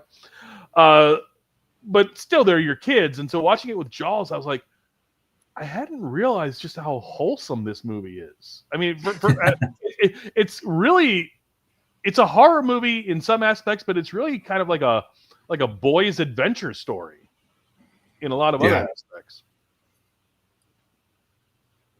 And it kind of goes with what I was saying earlier about, you know, the journey to find the thing you have to kill, then the battle with the thing, and then you've got to make it home now.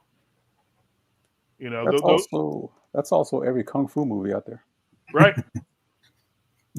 You know, you killed my uncle, my sister, my aunt. I must get my revenge. I got to train. I got to go and get you, and then I got to come home. Your tiger kung fu is strong, but our dragon kung fu will defeat you.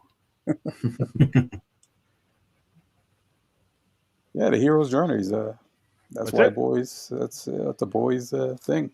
You know? Well, there's a reason that model has stood the test of time. Yeah, until girls got involved with it, poo-pooed it all Oh up. yeah. Now it's all trips to Applebee's. Like I'm working on a card set right now for Tops. It's Guardians of the Galaxy. Oh, nice. So I had to go and find a bunch of comic books that have the newer versions of the Guardians. And there's one scene in there where Moondragon is married to another female character. Is it Marlo? Marlo Chandler? I couldn't even tell you who knew. I just know Moondragon because of the bald head. But I think it used to be Quasar. Okay. That Yeah, became a female. the blonde female version of Quasar. Yeah, she's got white hair and all that. Nope. So they're on another planet. They're having a big battle. Now she needs to communicate with her wife. And in the communications, they're sitting in a coffee shop having coffee. But she's in the but they're actually on a planet here and fighting, you know, and getting all. And I'm like, why would they put that in there? Who wrote this? Who wrote this nonsense? Like that's what they think of Serenity is, you know. Yeah, I don't know why this is a woman thing because we all like to eat, but for some reason, when a woman is writing a comic book, there's always one obligatory scene of either food preparation, going to a restaurant, eating the food. I remember it was some Harley Quinn book that came out in the last 5 years, and the whole book, like she won't shut up about garlic bread. Like it's like a recurring motif. She keeps coming back to the garlic bread. I'm like, oh, I remember that one. I don't remember who wrote it, but I was like, lady, are you hungry? You want to just take a break from writing, go get something to eat, and come back? Yeah, I don't get the fascination with the mundane.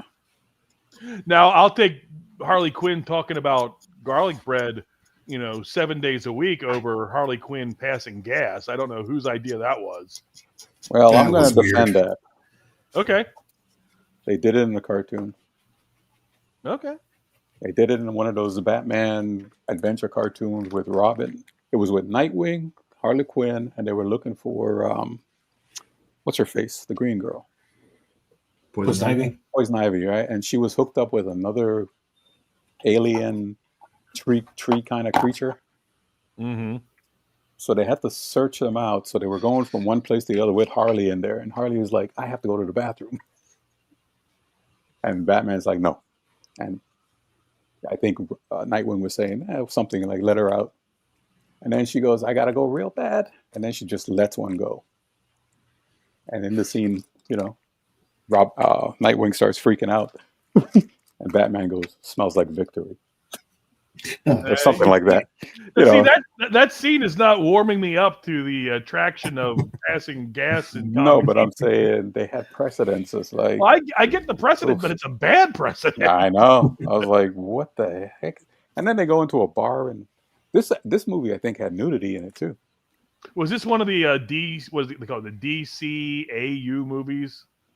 I don't know what the AU would stand for. Oh, the DC animated universe where they put out like 1 or 2 animated movies a year. Yeah. I think I saw that. I saw something called Batman and Harley Quinn that came out like right after that might have been it. Because they also had the Killing Joke book or movie. They had the one with Suicide Squad. Yeah. And they had nudity, full frontal nudity in that one. Wow. There you go. I had to rewind it like 20 times. Just what was that girl naked? It was a very strange. It was strange to see it in a Disney. You kind of expect that kind of thing with. Now, were you frame Disney, advancing? Were you frame advancing for confirmation, or were you frame advancing the way the rest of us did with Bo Derek and Bolero? When we had the VHS tapes. I've never seen that movie.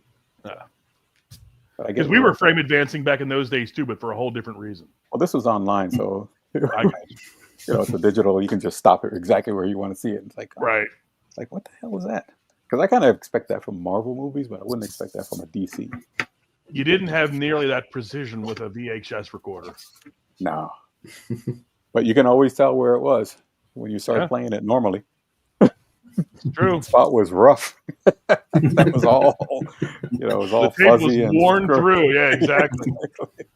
Got these horrible tracking lines in the middle of it.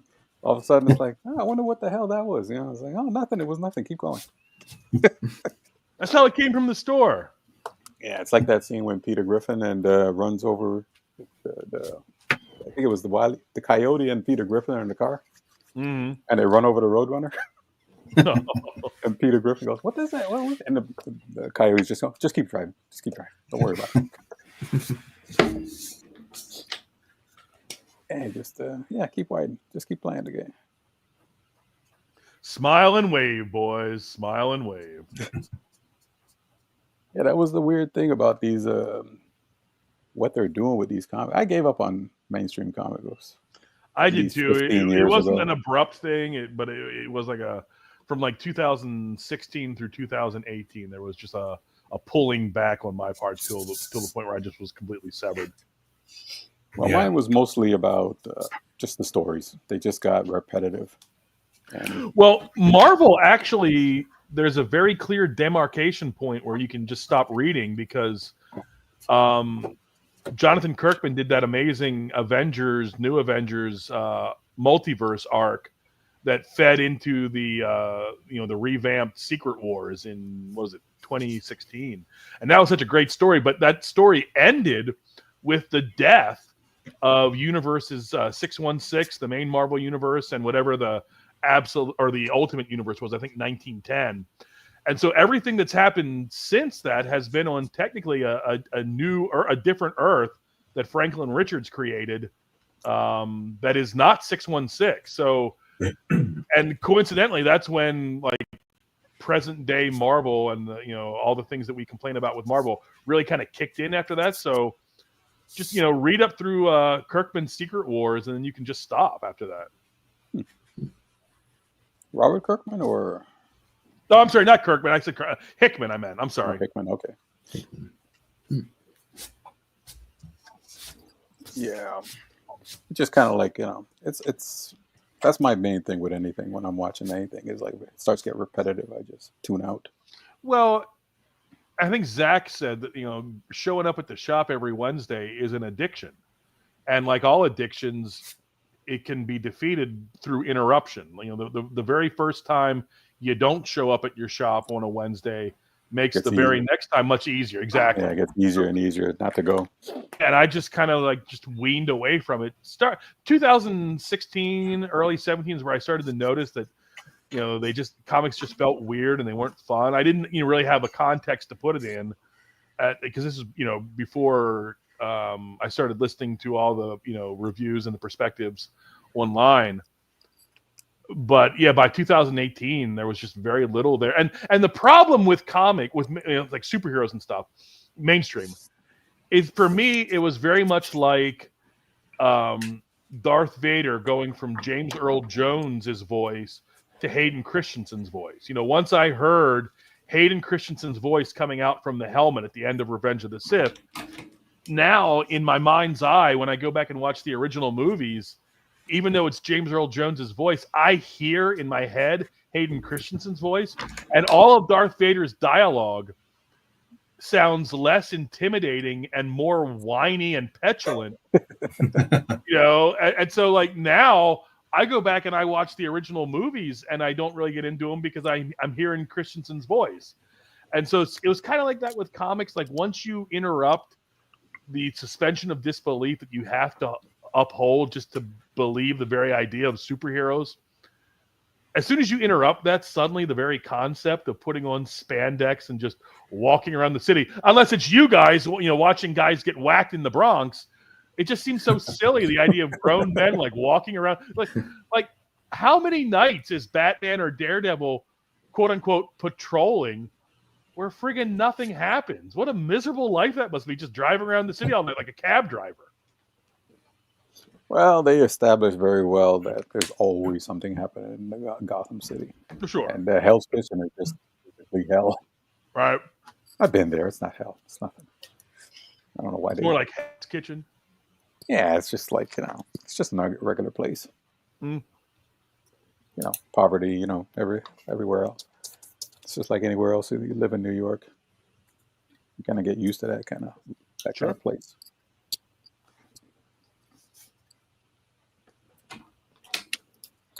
Oh, we did some crazy stuff in the Bronx. We used to ride the subway. We had that, done that. Oh, I we bet. We used to get on top of the train and it was, wow. Yeah, subway surfing. We weren't the brightest. We were pretty stupid. Sounds like you were a bunch of thrill seekers. You were thrill seekers. Yeah. No, we were just stupid. Okay. I'm not going to give it such a distinguished name. It's just stupid. What is that saying? The Lord watches out for drunks, children, and retards. Yeah. Watching out for me a lot of times. I'll tell you that. But there's a thing in New York. It transfers over as you get older. When you're young, everything is exciting. You just want to do crazy things because it's right there. Mm-hmm. But as you get older, the crazy things translate into something else. Right. Now you want to get into drugs. You want to go hookers. All the crazy stuff that starts happening. It just goes to a more an adult level of craziness. Mm. Yeah.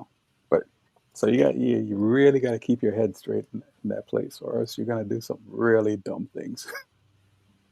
I had a colleague once who told me, and is also a piece of good life advice. You can get away with anything in this world as long as you keep it in the fairway. You want to drink? Go ahead and drink, but keep it in the fairway. You want to gamble? Go ahead and gamble, but keep it in the fairway. And the problem is knowing where the boundaries of the fairway are and knowing what your limits for what's in the fairway and what's outside the fairway.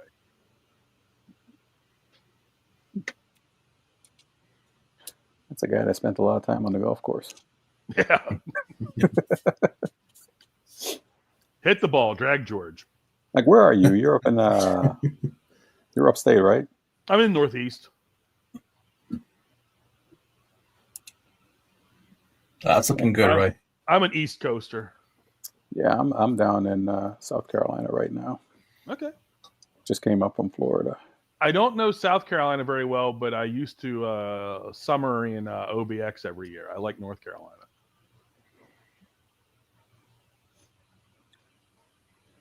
This was our first foray out of second actually. We lived in Alabama as well, but like moving around. I don't know if I'm doing this right. It's looking good. Fixing stuff on the fly. I'm gonna end up erasing this thing again, aren't I? I can see it already. Don't do it. Oh, it's just a matter of doing it. I mean, this is not a finished drawing, so it's just the basis of a drawing that I'm going to end up lightboxing and redoing.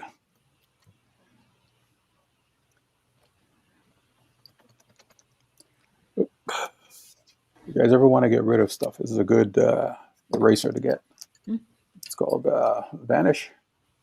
Oh, nice. Very good.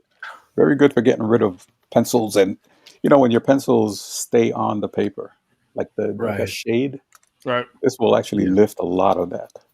So you can actually save your paper and reuse it pretty much. The pencil, the blue pencil, refuses to go anywhere.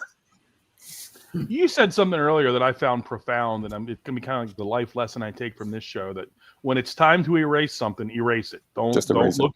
Don't look back. Don't try to hold on. When it's time to erase, and you'll know when that time is. Yeah, don't fall in love with anything. Right. Don't fall in love with your drawing.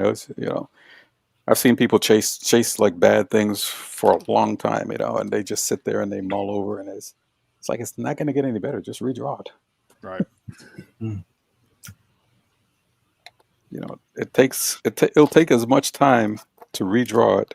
Actually, it'll take less time to redraw it than to try to fix it over days and weeks. Just like it's an ego thing, I think. Your ego gets in the way. Like, I can fix this. It's like, no, maybe you can't. Well, and I'm not an artist, but I imagine there's kind of a paternal element to it. Like your creations are your babies, and it's tough to as a parent to come to the realization that there's just something fundamentally flawed about your creation. Yeah, it's your hand. Right. Yeah, exactly. Your brain and your hand is not working together. When that's happening, you just move on. No point in sticking with it, and you'll just keep messing it up and drive yourself crazy. You're not wrong. Yeah, a lot of times your hand just wants to go in the same direction it was going before. Yeah. There's always more to draw. Kill your darlings.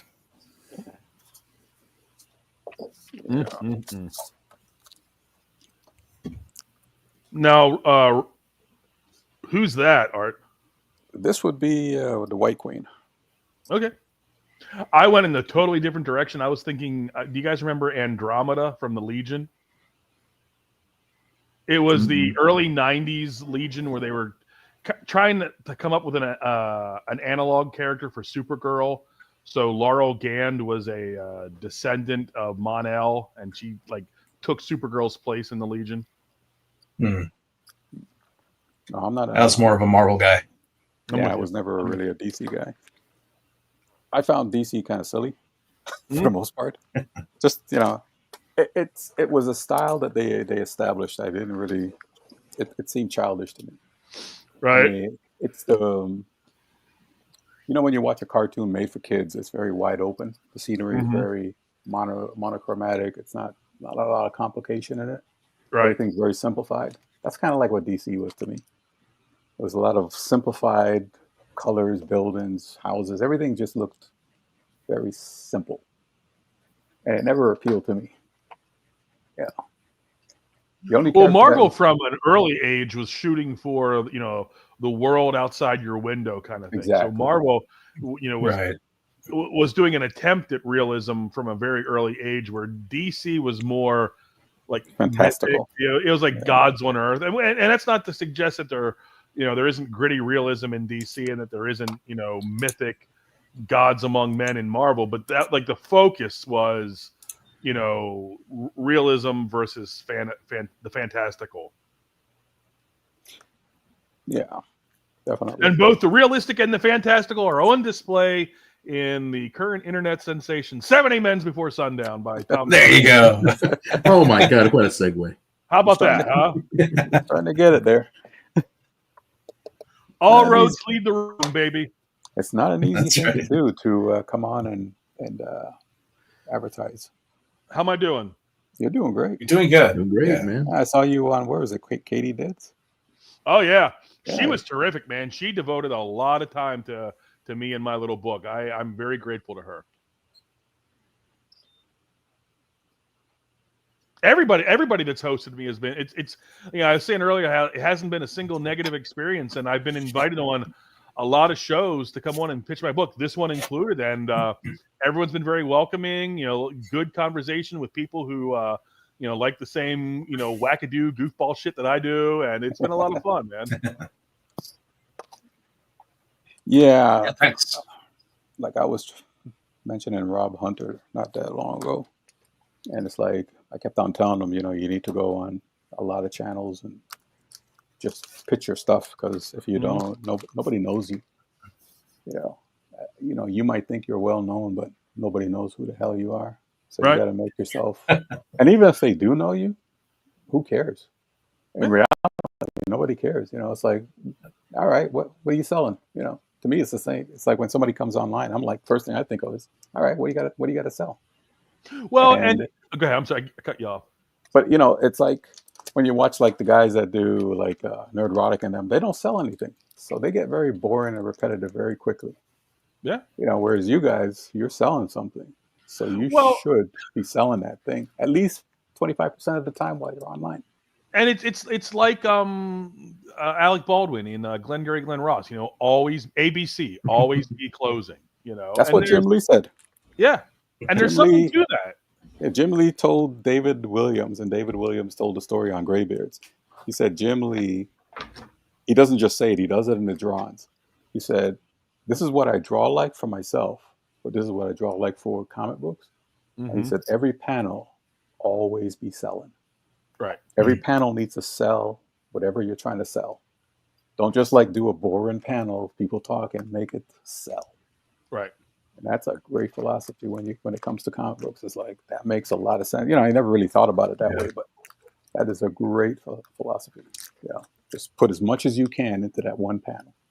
It doesn't matter if anybody, you'll just skim by it. No big deal. But the reason you skim by it is because it works so well. It's like a commercial. Right. Once you start turning off a commercial, you already know what that is. Right. You don't turn it off because you don't know. Okay, we know it's a Mercedes-Benz. We're gonna move on. They've already sold you. You might not be able to afford it, but it's a good car. Well, and I can personalize that lesson because, you may have the greatest book, the greatest idea in the whole world, but if no one knows about it, then it's just sort of like your pet passion project. I mean, this is a book that's existed for 30 years in my own head, but it's only in the last year that other people are learning about it. And so, if you're not selling, then, if you're not going to sell, or if you're not into the idea of selling your book or your story, then, you can have a very peaceful life, just, keeping that thing in your drawer, and you can congratulate yourself in the privacy of your own home about what a great idea that you came up with that you're hiding under a bushel for some reason. Yeah. Plus, it also shows that subconsciously people just look at you well. He doesn't really believe in whatever he's doing. Then there's a lack of authenticity, or whatever the word would be, where you come off as not really believing what you're pushing, because you're not pushing it. Same thing with Eric July. Everybody, he gets on camera, and the first thing he starts talking about is sales and this and that. It's like, nobody cares, man. Well, that's it. I've talked about 7A Men's probably 25, 30 hours over the last 2 weeks, and I don't talk about the sales at all, because what's interesting to me is what's happened to these characters, where I see it going. Story. Right. And I there's obviously only so much I can tell about book 2 and book 3, because I want to keep some cards close to my chest, and as shock moments. But I could talk about Sawyer Bane and Mary for hours, because I put a lot of my own experiences. That's in many ways the heart of the story is the hero's journey, the struggle for survival. But, and this is why I liked the idea that I had with Peter for what the black and white cover should look like. We did a tribute to the 1974 buddy cop movie Freebie and the Bean. It's one of my favorite movies, but I like that. I love that. I just just watched it today with Harry Talbot. I love that movie.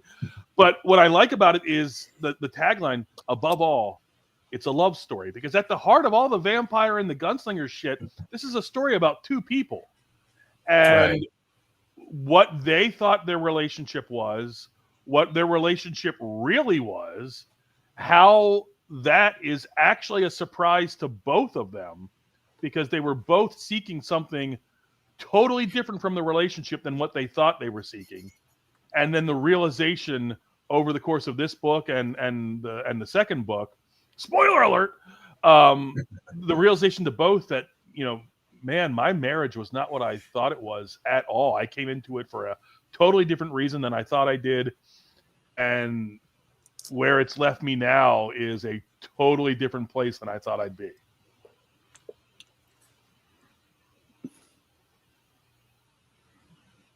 So above all, it's a love story, which is why I picked Valentine's Day 2026 as my target date, because I took a little perverse humor thrill from having the fulfillment date be the anticipated fulfillment date be Valentine's Day. Nice. Yeah, I mean, you got to convince other people as much as you're convinced yourself that what you're putting out there is worth their time. There's a great play, and they made a movie out of it by David Mamet called Oleana. Now, Oleana is about sexual harassment in the college campus atmosphere, but what was really brilliant on Mamet's part was the first scene is the scene that sets the fact pattern for what would later become the harassment complaint. And you can see that the professor does not mean to be sexually harassing this girl at all, but you can equally see that this girl genuinely felt harassed. And so then the question becomes, who does the offense belong to? Does it, who gets to define what an offense is? Whether it's is it the person who did it and didn't mean any offense, or is it the person who it happened to and genuinely felt harmed? And so it's an interesting character study on how two people can see the exact same series of events two different ways. And I didn't do it intentionally, but I think there's some essence of that in the story of these two people, that they both saw the same events entirely differently. Which begs the question, how well can you ever truly know another person? Right. Sounds like you're a lawyer or something. Ah, That sounds like an analysis from a lawyer's point of view. I'm practicing law until I get it right.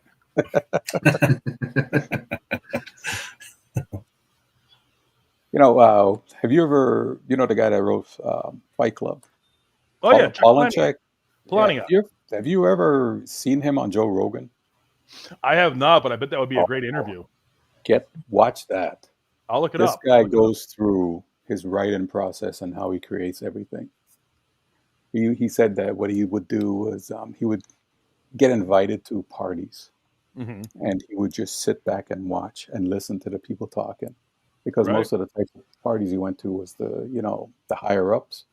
So it was a lot of doctors, lawyers, and whatnot, and he would just hear them say certain things, and then he would take notes, and then he would formulate stories based on just what they said, because they actually know what they're talking about.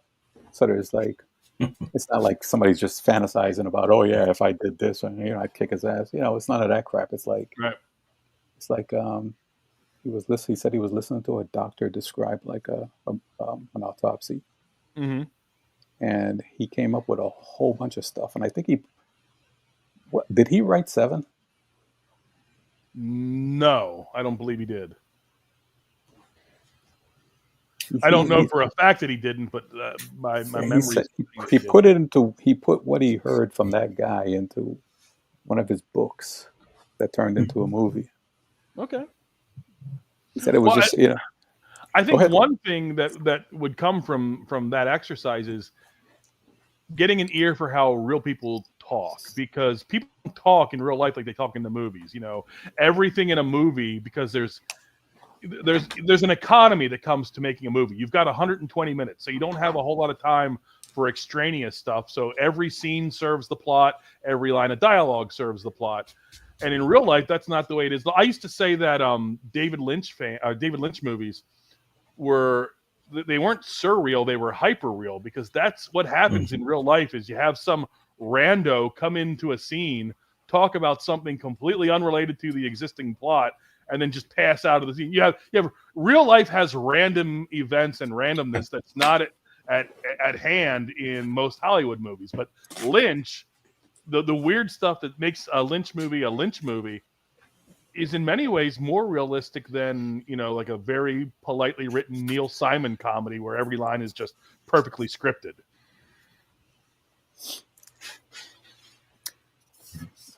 Yeah, that's kind of an advice I'd give like people that are starting to write.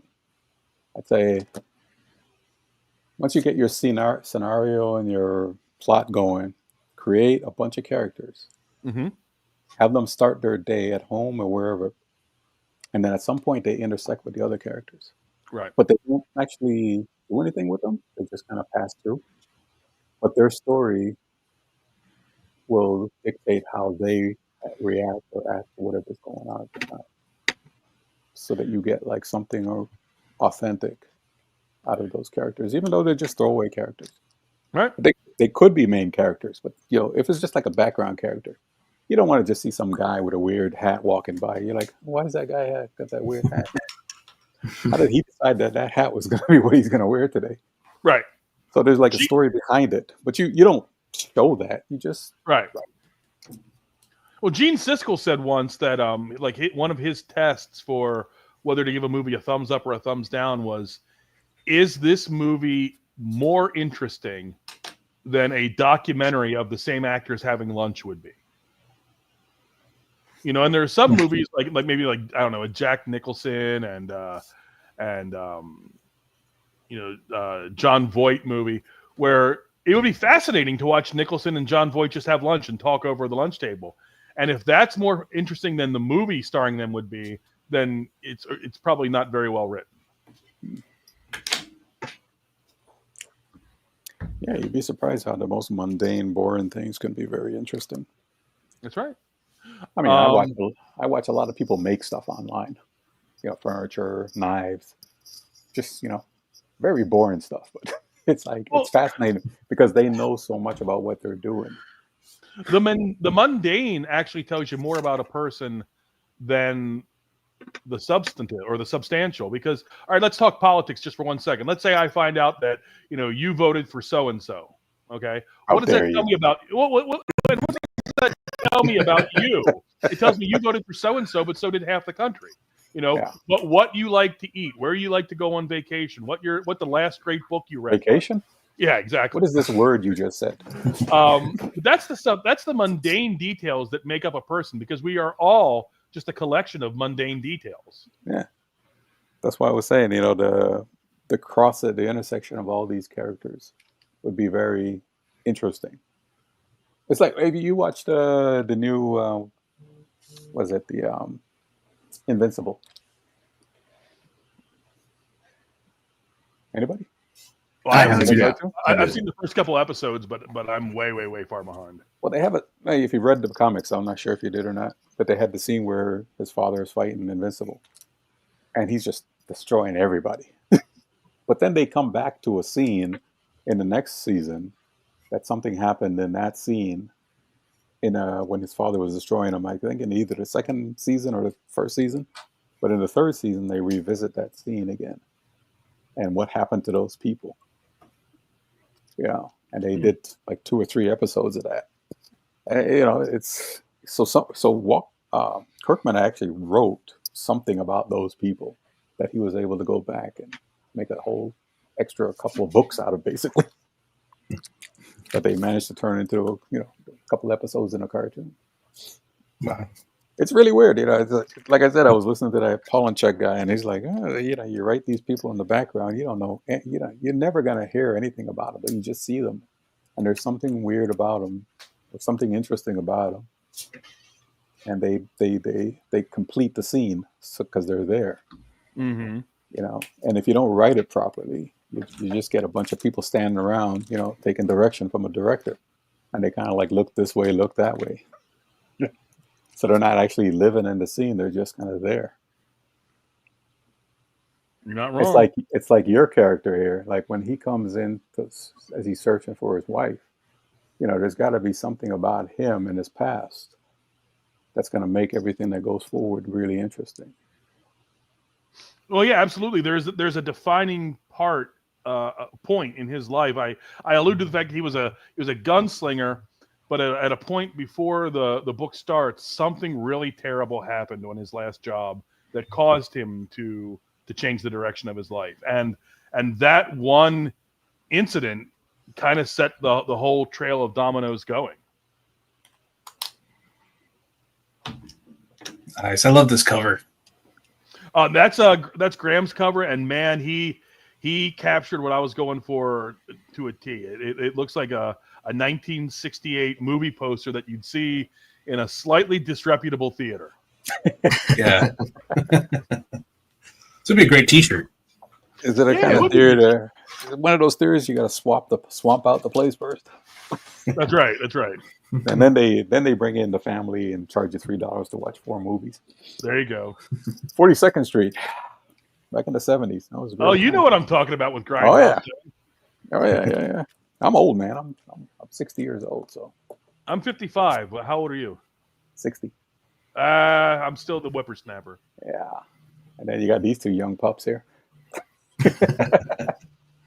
I'm 83 years old. Very good. Very good. And I'm 12. I was born on one of the Titanic rescue ships. I built that Titanic, so. It's hilarious. You guys were talking about I Easter. invented boats. You guys were talking about Easter earlier, and I was actually born on Good Friday. Oh, wow. Oh, yeah. Oh, wow. One of those weird things that never it comes around every 5 years. I actually get my birthday on a Good Friday. All our family was like that. My brother was born on I'm sure when it happens, Christmas. It's a very good Friday for you. No, not for me. I was literally born dead. Oh, Oh, no. Yeah, I was called what they called back in the What 60s. happened? Did you survive? Yeah, I was called a Were you blue okay? baby. You ever heard of a blue baby? like Yeah. oxygen deprivation or something? Yeah, you come out dead and they have to resuscitate. you. Ooh. Oh, man. So that's a sloppy mess. You think about it. You're just dealing with like an octopus. It's all messy and squishy. Mm. And this is in Jamaica. Talking third world country here. Survival rate's not really high. I'm glad you made it, man. I'm glad you're And here. then people are like, because you make the joke because isn't that the resurrection day too? Good Friday. Yeah. Oh, yeah, it is. okay. Well, Okay. So I always tell people this freaks them out all the time. I say, I wasn't born with a soul. Oh, come on. I was not born alive. I had to be resuscitated. So at the time of birth, there was no soul handed to me or put into my body. So I'm just an evil person. Yeah, this story is kind of creeping me out, man. I'm sleeping with the lights on tonight, man. But it's let's go actually back to talking true. about how hot dogs are made. Yeah. And then my brother's born on Christmas Day. Oh, wow. And my other brother's born on Valentine's. Well, I can't beat that, but I was born 4 days before the Manson murders. Mm. Now, which version? I was born on 9/11. Tarantino version? Which version? What? The Tarantino version or the real one? That was a complete twist, that Tarantino one. Yeah, and I don't. That was great, though. I don't understand people was who get fun. mad about his tweaking historical accuracy. Why they not? got- It's It's movie. fiction, right? Yeah, do whatever He did you the want. same thing with what do you call it? With Inglorious Bastards? They kill Hitler Yeah. in that movie, and everyone's like, "That's not how it happened." Well, that's because it's a work of fiction. I mean, Yeah. But I like his setup. He just sets it up like it's all boring and every day, blah, blah, yeah. back and forth. And you get a little excitement with the Bruce Lee thing and the Western shooting with the girl and everything. It's like, and then this happens. It's like, what the hell? My going on here? my son took me to Once Upon a Time in Hollywood for my 50th birthday, and we came out, and he gave probably the best review I've ever heard anyone give of a movie. Came out and he was still kind of shell shocked, that the ending scene had just happened, so he's still processing all that. And he turned to me and said, "That is the best movie I've ever seen and the worst movie I've ever seen all at once." And I was like, "That's a damn good review." That's what it's supposed to be. You're not supposed to be completely 100%. That was very interesting. It's like, to have the balls to do something like that. It's funny. It's just hilarious. Hey, as soon as I watched it, I said, "Oh boy, the internet's gonna blow up on this one." And they didn't disappoint. I said, "Oh boy," because everybody went in thinking that was gonna be just a retelling, and it's like, yeah, we already know the story. Why do we have to retell it? We all know what happened. Supposedly. Well, hey, Tom, I want to thank you for showing up. Thanks for being here and talking to us about the book. A lot of fun. Thank you for having me on. And nice to finally to get the chance to talk to you guys. I've seen you on Twitter a million times, and of course, I've backed tricks and treats. But it's nice to get down and talk about $100,000 bars and hot dogs and all that kind of stuff with you guys. Yeah, all the good stuff. All the stuff that makes life worth living. That's right. Oh, my favorite candy back then was, besides the Snicker bar, what was that? It was like a roll. It was like a tube, kind of like Rolos. No, it was like chocolate and caramel. It was crunchy, but it was kind of chewy at the same time. It's kind of like when you overcook taffy. And it gets kind of brittle. So it was like taffy. It wasn't chocolate based. It was like no, it was a taffy. Like Abba Zaba? I don't know what that is, but it was like a long stick. Came in plastic. It was kind of an orangey brown color. Wait, are you talking about a marathon bar? No. This had nothing else inside. It was just a crunchy kind of sticky. Yeah, marathons weren't crunchy. I don't know what you're talking about. Oh, that thing was so good. It was basically taffy, but. Well, if it comes to you later, tag me. It was just one of these things when you're a kid. You're just like, you're eating this. I used to eat it like a chipmunk, just like. It's gonna torment you. A little bit at a time. Like, oh, this is too good. When it's too good, you don't want to wait till it's like, oh, this is right. I mean, none of you guys ever ate like that? No, you can't say that I have. Eaten something where you just kind of you spiraled into it. Maybe a cup of corn. No. I mean, you have your piece of whatever, and then you start to eat from the outside, and you just work your way. Like a cinnamon roll, maybe. No. It's literally just eating little pieces of it around the edges until you. I have no idea what picture he's trying to create in my head. Okay. I heard him say this is the food right here. Long. Okay. Yeah, say this is what you're eating, and you just kind of pick a little piece here. You pick, and you just work your way until you get to the center. Kind of like you would with like a big New York bagel or something. Yeah, or pizza, like a New York. I can see that. You just kind of eat around the edges. You're just trying to savor it. Yeah. You don't want to eat it, just shove it in your mouth like because when I watch people eat and it's like they just shove things in their mouth, I'm like, where? My dog does that. He's getting nothing out of that. He just, that's it. He's down his throat. He's just looking at you for more. It's like, enjoy your food. Just masticate. Just chew it. Get it. Wait, you want to masticate? Well, masticate just means chew. Well, I know that. I heard a whole different word. You must really like that bagel. Oh yeah. Well, especially that hole. But yeah, oh, the food in New York was incredible. I remember the last time I was there, I tried halva for the first time, and I liked it depending on where you get it. The best food, Jewish food was like just. You go to a nice Jewish deli and you get that roast beef, whatever you call it. Oh. See, you guys got me thinking about food now. Well, it's time to go eat. I never think about food. Hey, guys, thanks for joining me today. That is the show. Make sure you go out and back 7 AMNs before. That's Unbound. right. Thanks, everybody. Back 70 minutes. Yep. Love that title. Done. Yep. Enjoy your